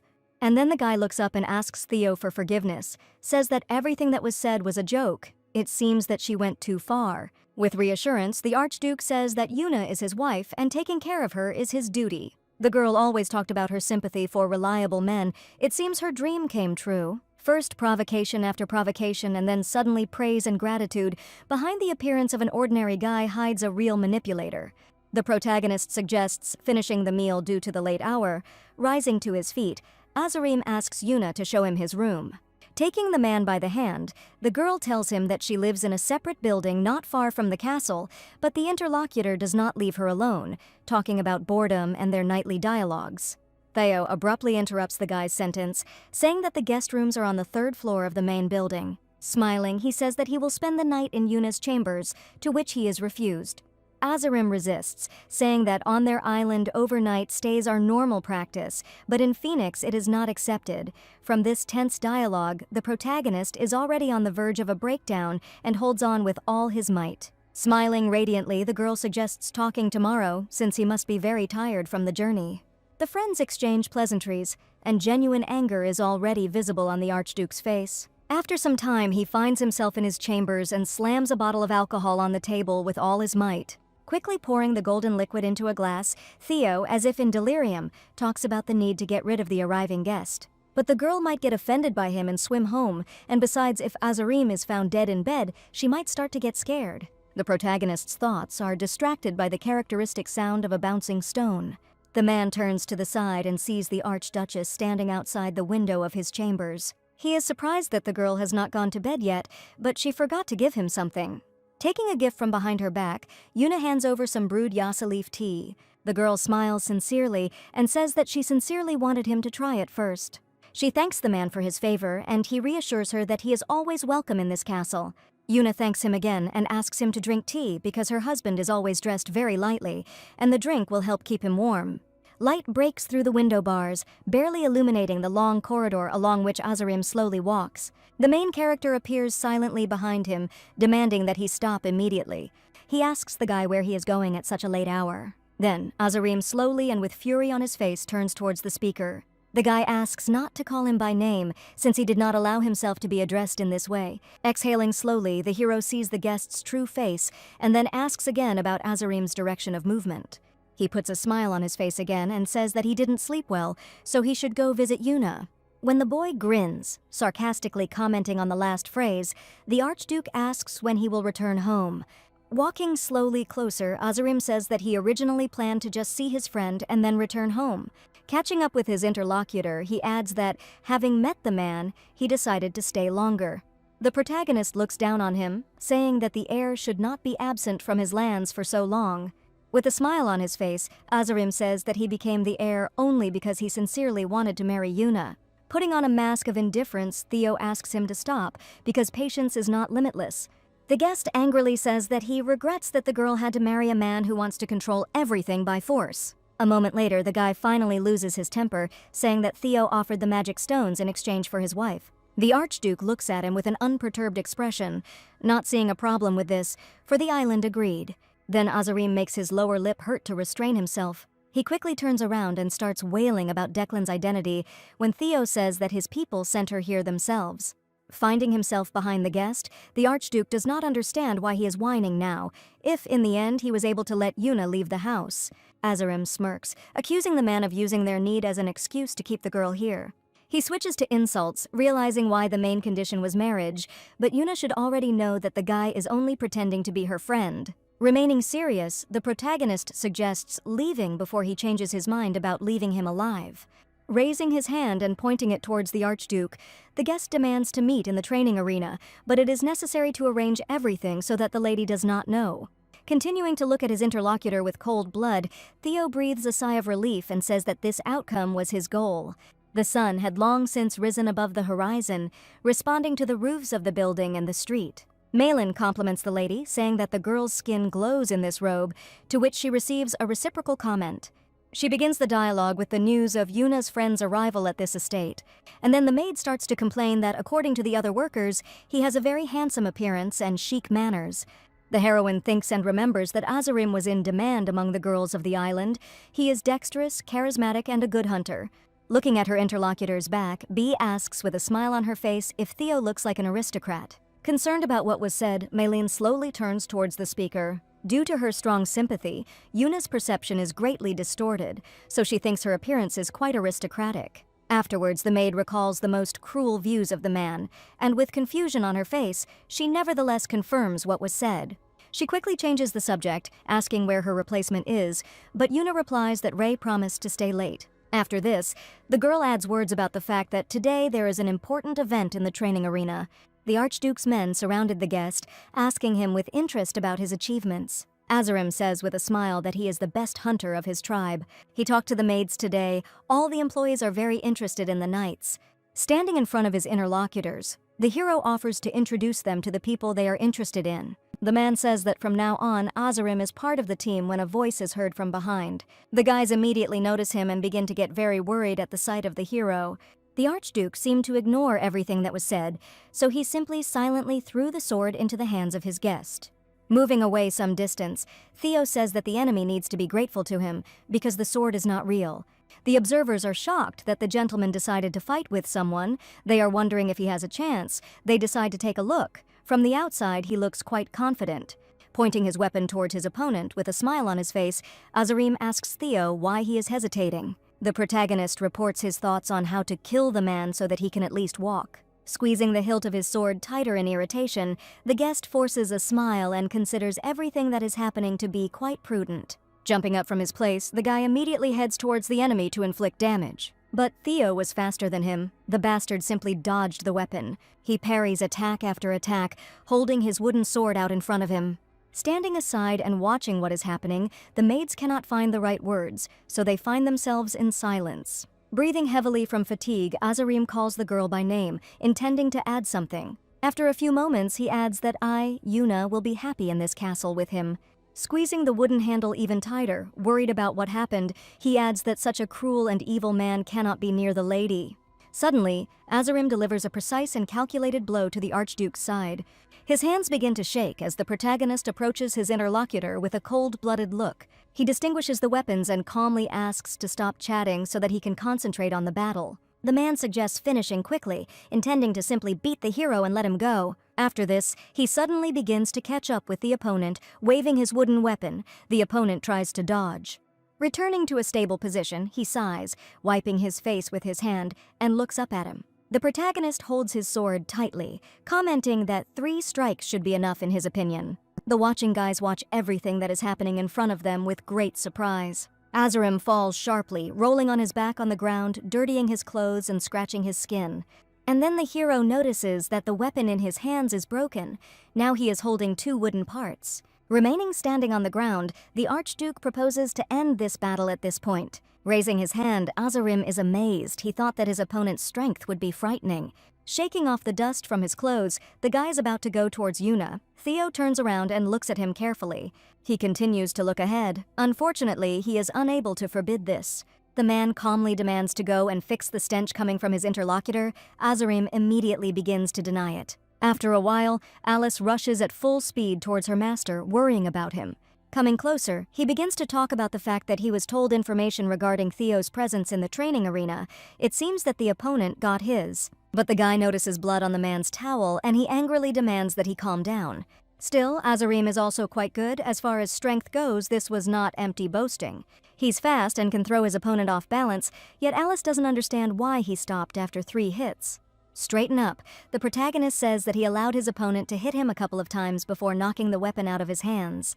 The guest believes that the guy stole his bride. Yuna was too easy for him, so her friend deserved a consolation prize. The Archduke suddenly remembers all the words that were said about the girl not being happy in this castle. Looking down, he decides that these are meaningless words because he will never let Yuna go. Moving his hand to his mouth, the smile widened as a brilliant idea came to Theo's mind. Patent leather boots step on stone tiles, with shards of glass scattered around. The guy appears in the doorway, clicking his tongue, and he turns out to be unhappy with what he sees. The main character finds himself in his office, a man peacefully reading documents sitting at his desk. He notices some annoying paper, causing his face to distort and his hand to crumple the sheet.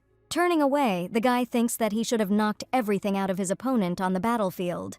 Suddenly, Azarim bursts into the office, upset that he was unable to see his girlfriend. The hero slowly rises from his chair, sighs, and then says that it is necessary to knock on the door. The man asks if Azarim's arrival is connected with resentment over a small scolding. Afterwards, he decides to explain in more detail, points to the window and says that their rooms are connected by a bridge. Therefore, every time a guest wants to see her, he will have to deal with him. The guy breaks down and screams that the girl is locked in the tower. Suddenly, the main character appears in the room with her maid, who goes straight to her husband. Coming closer, Yuna also greets her friend, asks about his condition, to which she receives a favorable answer. Moving towards the guy, the girl worriedly tells him that the stairs in her room have collapsed. The main character says with a smile that this staircase should have been replaced a long time ago. It probably broke due to the repair of the main entrance. She explains with alarm that the structure broke while the lady was cleaning the first floor. The man asks her in a soothing tone not to worry. He should have checked the condition of the tower before settling her there. Turning his gaze to Azarim, the protagonist symbolically says that the danger is finally over. The guy's face distorts into an unpleasant grimace from what is happening. He is outraged by these statements. Turning to her friend, the girl asks what they were talking about when she entered the room. They immediately become confused and don't know what to answer when the girl is delighted that the guys have become friends. The main character calmly agrees and confirms the information about their friendship. The girl apologizes for distracting him from the conversation and is about to leave when the guy asks where she is going. The Archduchess smiles happily, takes out a shovel, and announces that she is heading to the garden. They discuss that the lady shouldn't do this, but she enjoys this activity. Azarim watches this from the sidelines with imperturbability. Squeezing between two people, the friend turns to the other and offers to help her. Theo is also planning to head out to the garden to help with the vegetable gardening. Turning towards his opponent, he smiles radiantly and says that he clearly could use a warm-up. And so, the young people go out into the sunlit garden. Greenery is blooming all around, and the smell of flowers is in the air. Malin comes closer to the girl and offers to plant flowers in a certain place. She quickly agrees to this. Turning to the young men, the lady asks what he thinks about setting up a table for tea parties in some place. They both start smiling, supporting this choice and complimenting her. But as soon as Yuna turns away, the heroes turn their gaze to each other, making angry faces. Ray suddenly appears in front of the main character and apologizes for the wait. Then the girl compliments her, saying that the maid is all shining. Yuna enthusiastically says that the uniform suits her very well. The lady slowly bows and thanks her. And then the girl clarifies how she needs to help her mistress in the garden. Suddenly she looks up and notices the Archduke squatting and mowing the grass. The lady watches what is happening with delight. Her friends have volunteered to help her with the garden. Ray looks at Azarim in more detail, thinking that the stranger is really good at fighting. She considers him an upstart because he dared to injure the owner of the castle. The guy gets up from the ground and approaches the girl to say hello. Smiling sincerely, he says that he saw the girl training and was sincerely impressed. She doesn't know what to answer. She is saved by Malin, who just wants to help with the stumps. The girl asks to stop and leave this work for two strong men who came to help them. Ray thinks that they had a real fight this morning and are probably still recovering, but Yuna is already heading towards them. The girls come closer and ask the men to uproot the stumps that are in the wrong place. It is necessary to clear space for new plantings. He clarifies whether this is difficult for them. The main character grabs his weapon when suddenly his hands feel heavy. He feels the axe become heavier when Azamir appears behind him and mocks his difficulties. Holding an axe with shaking hands, the guest plans to try it himself, having cut down more than 100 trees on his island. He immediately grabs the weapon and swings it, as a sharp pain pierces his side. And it doesn't hit the center of the log, it just slightly touches its edge. The guy bends over successfully, heavily embroidered from the stress he had previously endured. Ray comes closer, takes the axe from him, and is about to start this job himself, so he swings and strikes. Suddenly, the wood cracks and the trunk splits into two parts exactly in the middle. The main character notices this, starts shouting from behind her back, rejoicing and complimenting Ray. The girl asks the Archduke to leave this job to her, but he insists that he can handle it. A man wants to surpass his rival at any cost, so he will do anything now. He swings and cuts through the wood with a distinctive sound. Breathing heavily, the man asks if Yuna saw this, hoping that he will be praised now. But the girl instead comes closer, worried that Theo has a pale face and cold hands. Despite the large number of things to do, Yuna says that they will finish early, warning the girls. She exhales and asks her husband to lie down, assuming that it was because he stayed up late. Turning towards the lady, he looks at her face, trying to understand what she is feeling. Theo agrees to go to rest and relax. At that moment, Azarim interrupts, who offers to walk together. The man immediately becomes active and plans to join a couple of friends. The girl and the guest convince the main character that he needs to rest and retire. Suddenly, Theo tries to grab his fiancée's hand and calls the lady by name. He immediately bends down, pretending to be pitiful, and tells her that he feels terribly bad. And then the man squints his eyes and asks to hurry up with the walk, because he wanted Yuna to brew him her signature tea. Sadness and sorrow immediately appear in the girl's eyes, and she promises him that she will return soon. The main character remains standing in the same place, looking at the couple walking away into the distance. And then, he makes a decision in lightning speed, calls Ray, who immediately appears behind him. He demands that the girl follow them, because the hero needs to know what will be discussed in that dialogue. Yet Ray agrees to this request and follows the young men to carry out the order. The man finds it hard to believe that Azarim came to his estate just for a friendly visit, but he still can't understand what he has in mind. Following the path further, the girl looks around, delightedly reporting that in this place everything is blooming despite the cold. Smiling, the heroine continues to talk about the beneficial effects of magic stones on plant growth. She reports that the water in the river freezes in this place when Azarim inquires about the appearance of everything listed above. Then, continuing to listen to his interlocutor, he notices that 2 people are hiding in the tree, and another one is following close behind. The guys just went out for a walk, and a huge crowd of people followed them. Azarim begins to guess who is behind this. The guy comes back when the lady calls him. He says that he was admiring the local views and that's why he fell behind. In a calm tone, Yuna says that she misses home, but such walks bring her a sense of peace. Smiling, the man notes that she remembers how she loved to walk since childhood. With sadness in his eyes, he says that their walks together meant a lot to him. Unfortunately, they quickly met their end with the onset of winter on their home island. Clenching his fist, Azarim thinks and comes to the conclusion that this marriage was the only way to save their home. Turning towards a certain building, he extends his hand and asks his interlocutor the appropriate question, and from the crown he learns that this is a hunting lodge belonging to Theo. Opening the door, the guy invites her to come inside to tell him how his preparation for the military tournament is going. The main character agrees with a sense of incomprehension, slowly crossing the threshold of the house. The leaves begin to rustle actively. People jump from one branch to another, not hiding their presence. Sitting down on a chair, the hero warns that there is no one with them and that finally their couple will be able to speak in their native language. With a smile, he says that the winner of the tournament was a man named Suma, which makes the lady incredibly happy and asks him to convey his congratulations. Unfortunately, Azarim was unable to attend this event in person because his father had a lot of things to do, and the guy was forced to help him. The boy begins to portray his parents' stubbornness, jokingly imitating him. When the girl stops laughing, she asks about her father's life and his well-being. Suddenly, the hero becomes more serious, lowers his gaze and says that the man now rarely leaves his house. Looking expectantly, Yuna immediately asks to tell her parent that everything is wonderful with her. And then the guy offers to tell everything himself, but the Archduchess cannot go home because she must wait at least a year. Taking a folded scripture in his hand, Azarim says with a smile that the lady no longer needs to be in this castle. Beaming with happiness and delight, the guy shares that he has found a different way. Approaching the office, Alice knocks once again, warning the gentleman of her arrival. Suddenly, before his eyes, the naked body of the hero appears, who is interested in the whereabouts of his bride. Watching him, the secretary notices the absence of a wound. Can Theo really have such an amazing healing speed? It turns out that the girl has long since returned from her walk. The Archduke looks at Alice with irritation. Covering himself with sheets of paper, the guy says that he thought that the hero might be sleeping, so he asked her to come back later. Turning away, he reaches for the extract and asks to tell him information from the shadows watching the couple on their walk. At first they discussed some news from the island, but then they went into Theo's hunting lodge, hearing the last phrase. His eyes widened. Alice tries to justify this with coldness, hiding from the hero's chilling gaze. The Archduke is furious at the thought of his lady being left alone with another man, while the shadows calmly watch the proceedings. Slowly sitting down, the hero clarifies what happened in the house. The guys talked about something for a long time. No one can know the subject of the dialogue because it was conducted in a foreign language. The shadows said that Azarim was clearly trying to persuade her grace to do something.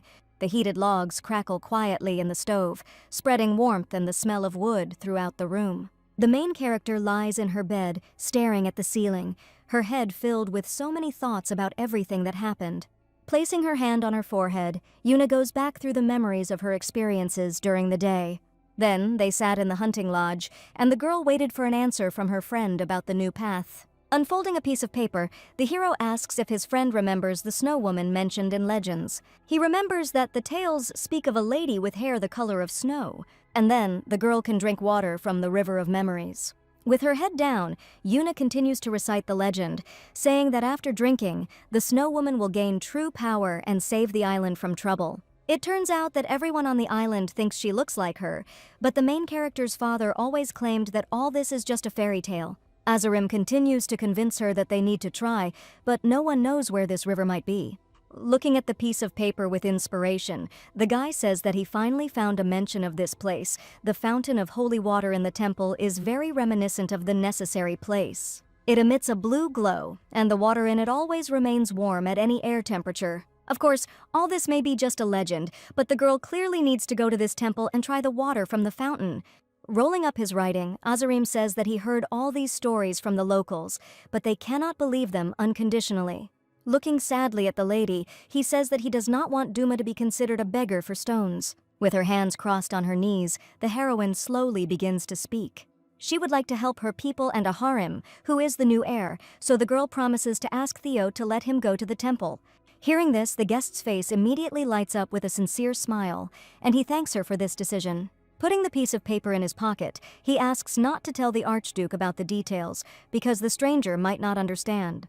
Continuing to lie in her bed, the girl dreams that everything her friend said turns out to be true. Then the island will finally be saved, and the main character's father will regain his strength. Pressing her hands to her chest, the girl remembers Theo, thinking about their possible future. They could probably become a real couple since there would be no need for a deal among people anymore.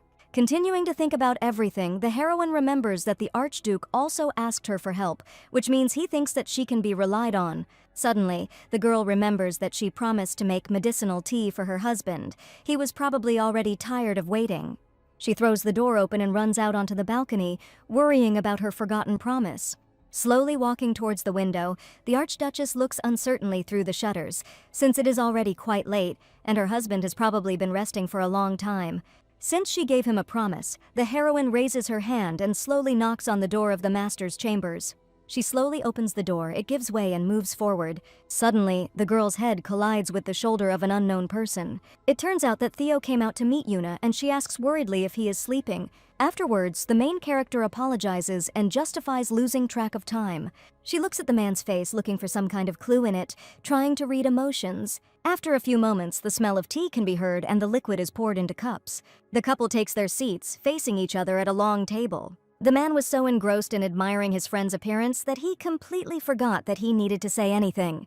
Continuing to look at her, the hero thinks that, it turns out he was eavesdropping on the dialogue, but as soon as he learned about the heroine's arrival, he immediately returned back.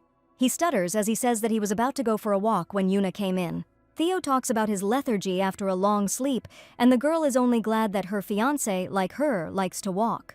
With a smile on her face, she asks if the hero feels better than before. He slowly moves his hand to the table and takes hold of the handle of the cup of liquid. The guy looks up, asking how the walk with Azarim went, to which the girl replies that she returned before dark. And then, Yuna excitedly talks about how she was glad to talk to her friend after a long time, and then the Archduke begins to furiously clench his fist under the table. Suddenly, she asks if she and Theo can visit a certain temple that is located in the north. While he is looking at the lady's face, she begins to justify herself, saying that it was Azarim who wanted to visit that place. It turns out that entering the temple of the goddess is not so easy. It may take a long time to obtain permission. While the main character is lost in his thoughts, the lady says that she will tell her friend about the long wait. The guy said he was ready to sail right after visiting the temple, so she was going to find out if he was ready to stay. Finding himself in a state of complete confusion and shock, Theo turns this thought over in his head. The man suddenly stood up from his seat and shouted that they would urgently go to the temple tomorrow. The girl looks questioningly in his direction when the main character says that he is going to break down the gate if it is not opened. When the Archduchess asks if he is serious about this, he stops in his tracks. The man turns to her with a smile and says that Azarim is their guest. After a while, Theo turns to the side when his rank is called. It turns out that it is Alice who holds out a tray with some object, which he asks to pass to the girl during prayer. There is a silk lace scarf lying there, which the secretary thinks will look perfect on Yuna's head. Closing his eyes, the main character imagines a girl in this outfit, but suddenly Azarim enters the room. Then the guy catches an angry look on himself and doesn't understand what the problem is because he knocked on the door. He notices that his interlocutor is wearing a sacred robe when the guest says that he has come to visit Yuna. While he moves towards the door, the main character follows him. The guy raises his hand and knocks on the girl's door, asking if she is there. Malin asks to wait, and then, after some time, she opens the door with a smile and asks the men to come in. The lady sparkles in her new outfit, announcing the arrival of the heroes together. While Theo looks at Yuna with embarrassment, Azarim compliments her appearance. She feels awkward in these clothes because it is the first time she has worn a knitted robe, and she hopes that the Archduke likes it too. But he doesn't say anything and just moves forward, saying absolutely nothing. And then, unexpectedly, a thin cape fabric appears on her shoulders. Covering the exposed areas of the body, the hero worries about the bride. She will probably freeze on the way to the temple. Smiling, Yuna begins to explain that the thermal insulation in her suit is good, but the Archduke insists on wearing a cloak on top. Looking around the room, Azarim says that this space is quite cramped compared to Theo's chambers. The girl says that she feels quite comfortable in this place, but the guy is only worried about how she is treated in this place. But the lady herself wanted to stay here, to which the guest asks if she is afraid to stay with Theo in the same room. When he doesn't understand, he explains that everyone in this place is afraid of the main character. Even the servants avoid him. The girl screams and asks him to shut up, because the Archduke organized this trip only for him. Scratching the back of his head, the guy explains that he is simply voicing the world's opinion and apologizes if it offended them. Turning around, the guest intends to hurry to the temple because according to the stories, luxurious decorations reign in that place. Then the lady turns towards her fiancé and asks him to forgive her friend for such statements. As Azarim's silhouette moves away, the protagonist thinks with relief that he will soon leave. And so, after some time, the young people find themselves after the temple in Phoenix. People walk next to each other, looking at the snow-white halls of the room. Coming closer, Azarim says that this place is certainly luxurious.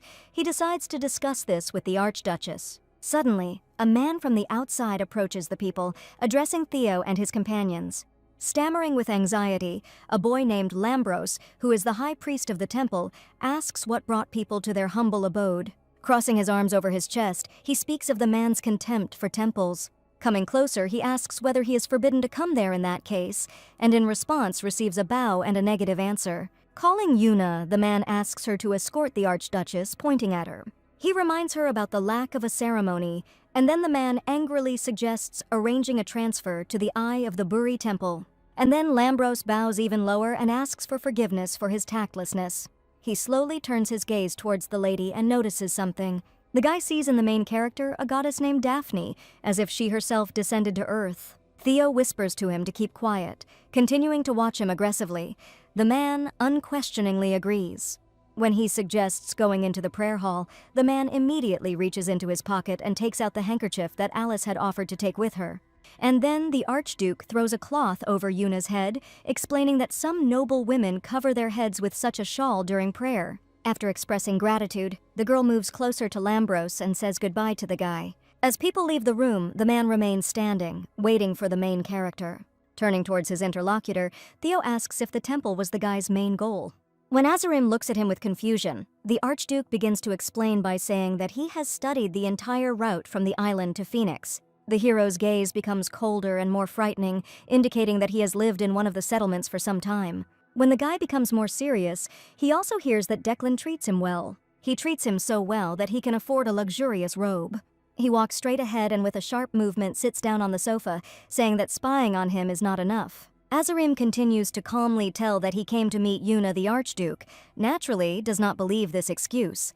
Grinning, the guest says that he knows the girl well and understands that she will not be happy in this place. Getting even angrier, the man says he doesn't care where his interlocutor spends Declan's money. But he asks to stop. He is disgusted to hear about the hero's unrequited love. And then the guy explodes and starts screaming loudly, intending to tell information about him. All people say that he is a murderer and a real demon. Because of his massacres, entire countries disappeared, and people were left without a home. After death, a bloodthirsty beast awakened in the main character. After hearing this comment, Theo finally lost his power of speech. A moment later, Azarim finds himself pinned against the wall, finishing his last sentence in the air. Smiling brazenly, the guy asks if Yuna knows about this side of the main character. But he continues to hold him tightly and demands that he shut up immediately. Suddenly, a girl appears at the door, sees everything that is happening, and calls the groom by name. She presses her hand to her chest, demanding an explanation of everything that is happening. And then, Yuna indignantly stops in the middle of the room and demands the man to let her friend go. The guy grabs his neck and exhales slowly. The lady runs towards him, inquiring about his condition. She examines him and sees a bruise on his neck. The hero reassures her, confident that everything will be fine. Afterwards, the main character turns around and goes in the opposite direction from the guys. While adjusting his clothes, Azarim asks if he is going to apologize to him. And then he adds that he just cares about the girl, that's why he did all this. Remaining in place, the guest smirks and calls Theo cruel. Suddenly, the guy begins to calm her down, offering to leave, saying that he cannot leave her alone with the tyrant. But Yuna pulls her hand out of her friend's grip. The girl turns to him and seriously asks why he lied to her. It turns out that the Archduchess heard this entire dialogue. The guy is frightened by this information. She turns away and leaves, saying that Azarim no longer has the right to call her by name. Turning around, the girl says that even if nothing happened to the island, she would not have married the young man anyway. The door slams in front of the hero, a loud bang is heard, and he is left alone and confused. He feels disappointed and angry at the realization that his whole plan didn't go the way he wanted. At this moment, the main character steps sharply across the marble floor, and the employees turn around in his direction with alarm. He remembers everything that happened and is disappointed to think that he fell for such a sole provocation. And then, the guy suddenly hits the wall he came across, breaking it with his fist, remembering Yuna's face. Theo covers his face with his hand, afraid that now the girl might decide to leave him out of fear.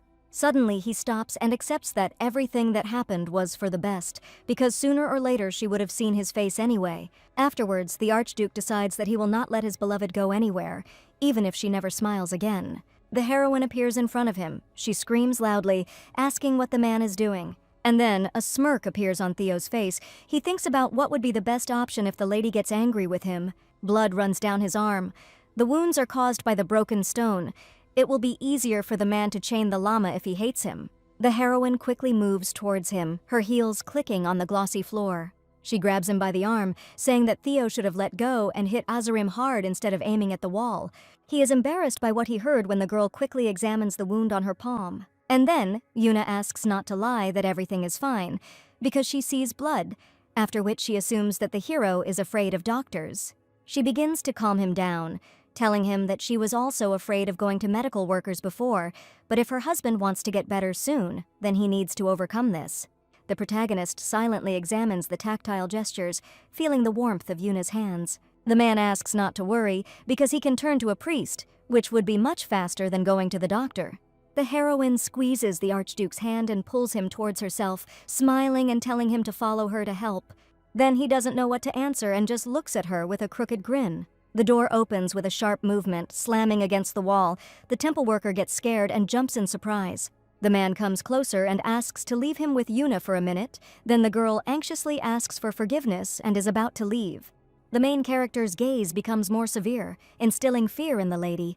Turning in her direction, the Archduchess does not understand why he did this, because they need the help of a doctor. He confidently takes one of the bottles from the table, saying that it is not the person who actually heals, but the medicine. Afterwards, the heroine pats the place next to her and asks to sit down. First, they need to wipe off the blood. The lady squeezes the man's studied palm in her own hands, asking him to be patient, because the wound is deeper than it seems at first glance.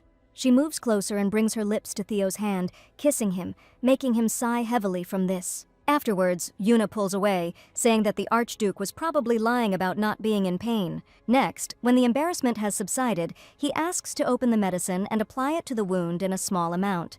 The healing ointment falls in neat drops onto the protagonist's skin, producing a positive effect. Seeing the healing, Yuna is amazed, to which she receives the explanation that this remedy contains traces of divine power, after which the man asks to give him his hand, because due to the injury, it is also stained with blood. Afterwards, the main character, with gentle and caring movements, wipes the girl's hand with a special towel. The girl excitedly begins the dialogue, telling that she heard the entire conversation between the two of them. Yuna went out to get a guidebook, but did not dare to go further. She asks for forgiveness, feeling ashamed that her friend was so rude to the hero. The couple sits next to each other, discussing everything that happened. It all really was a mistake. But now it is not Yuna who needs to apologize, only the Archduke is to blame for everything that happened. The girl laughs, not understanding at all what is being discussed. Suddenly, the door opens. Azarim stands anxiously and calls the main character by name. As she slowly gets up, he says that the lady could not just leave, no matter what happened. The girl abruptly interrupts her friend's speech and demands that he apologize. The guy says that he really was wrong, and then suggests finishing his business and leaving this castle. But he needs to apologize to the Archduchess's husband. The lady insistently demands it. The guy blushes, embarrassed, trying to comprehend what was just said. And then, he repeats in his head the statement about being the girl's husband. At this moment, Azarim was taken aback. He stood and looked at his interlocutors with incomprehension. Afterwards, the guy bows slightly and asks him to forgive him, repenting that he crossed the line. The protagonist smiles easily and forgives him, the thought of Yuna calling him her husband still swirling in his head. He thinks about it over and over again as Azarim bows before him, thanking him for his mercy. Alarmed cries are heard behind the door. Alice is arguing with someone, asking to go into the room. A worried secretary appears on the threshold, and behind his back a girl fearfully hugs his torso. The hero asks with confusion about the purpose of his visit when the guy asks to listen to him urgently. It turns out that the priests are saying that the source of holy water in the temple instantly dried up. There are only 5 temples of Daphne in total. Each region has its own architecture and features. But each of them has one similar feature, namely that each one receives holy water from the main temple. The liquid is always the same temperature and its source is inexhaustible. Its magical properties are considered proof that the goddess still protects their world. The priest kneels before the main character. When the guy, he will immediately explain what happened.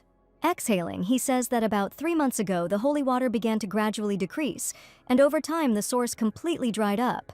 If people find out about this, they will think that the goddess Daphne has decided to leave the north. Based on this, they replaced holy water with regular water. In contrast, the amount of liquid gradually decreased, so the priests decided to limit parishioners' access to the tap.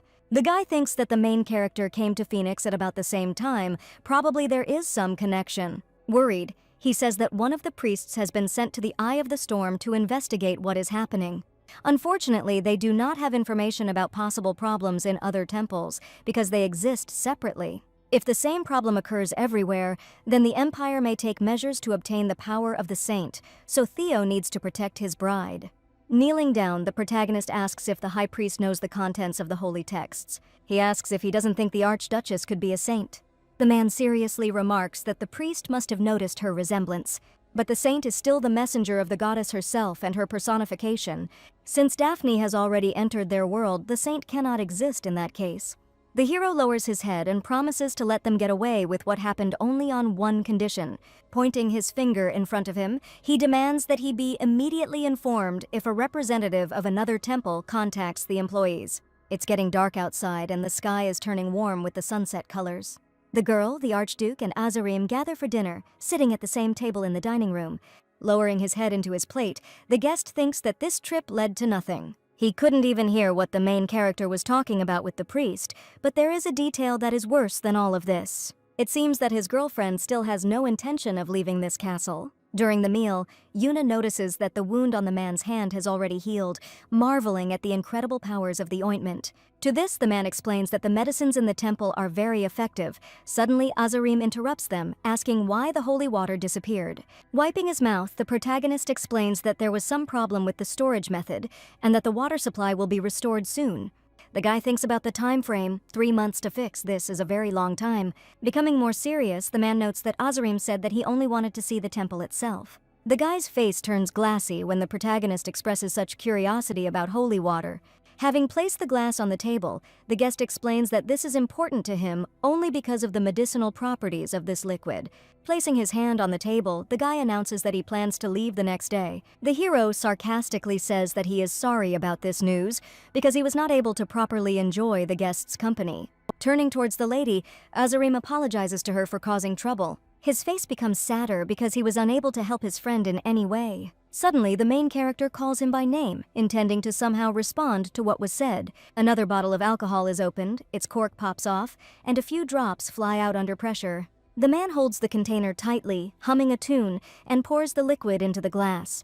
Afterwards, the Archduke takes the dishes in his hand, smiling as he thinks that, finally, the unpleasant guest will leave his domain.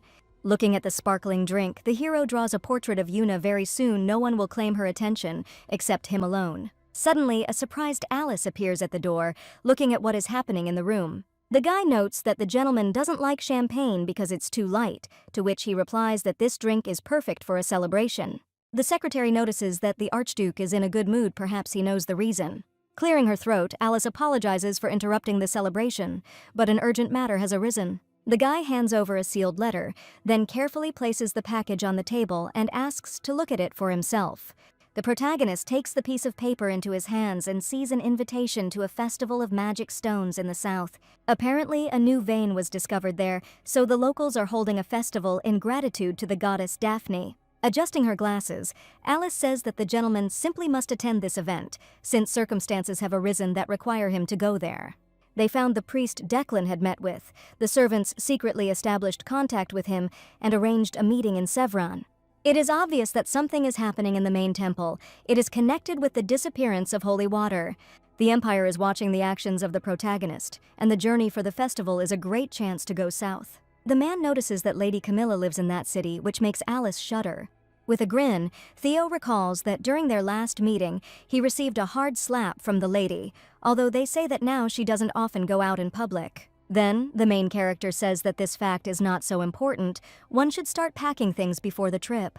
The next day, Azarim is getting ready to go home. His carriage has already arrived, and Yuna has gone out to see her friend off. The girl says that she wanted him to stay for a long time, but everyone is already tired of waiting for the guy.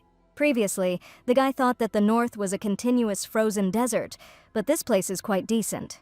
Smiling, Azarim suggests they say goodbye, after which he jokes about what he should call the heroine. But Yuna asked not to call her by name only in moments of extreme anger at the guy. Afterwards, the heroine hesitantly hands over a stack of letters to her friend. Afterwards, the girl explains that she has been writing letters to her father since the moment she arrived in this place.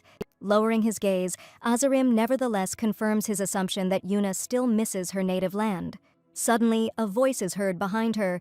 Theo is standing and asking if her friend is leaving. He packed several magical stones as a gift, quite a lot, but the man arranged everything so that the item would be transported separately, so the cargo would not cause problems. Theo then adds that he wants to express his respect for his father-in-law in this way. After the hero thanks the man for the gift, he comes closer to Yuna. Azarim pulls the heroine towards him with a sharp movement and hugs her tightly, thanking her for the warm welcome. Hugging her with pleasure, he hopes that they will be able to see each other again soon. Smiling, the girl sincerely says that she would like the same. After some time, the carriage drives away from the estate. The earth rustles under the codes, and the clatter of hooves can be heard. Raising his hand to his chin, the boy decides that the first thing he will do is go and look for the person who gave him the information about the holy water. Afterwards, his gaze drops to the stack of letters, paying special attention to them. He puts his hand on the paper and apologizes to the main character. The carriage leaves the estate. The hero promises to deliver the letters to the girl's father someday, but that moment will not come now.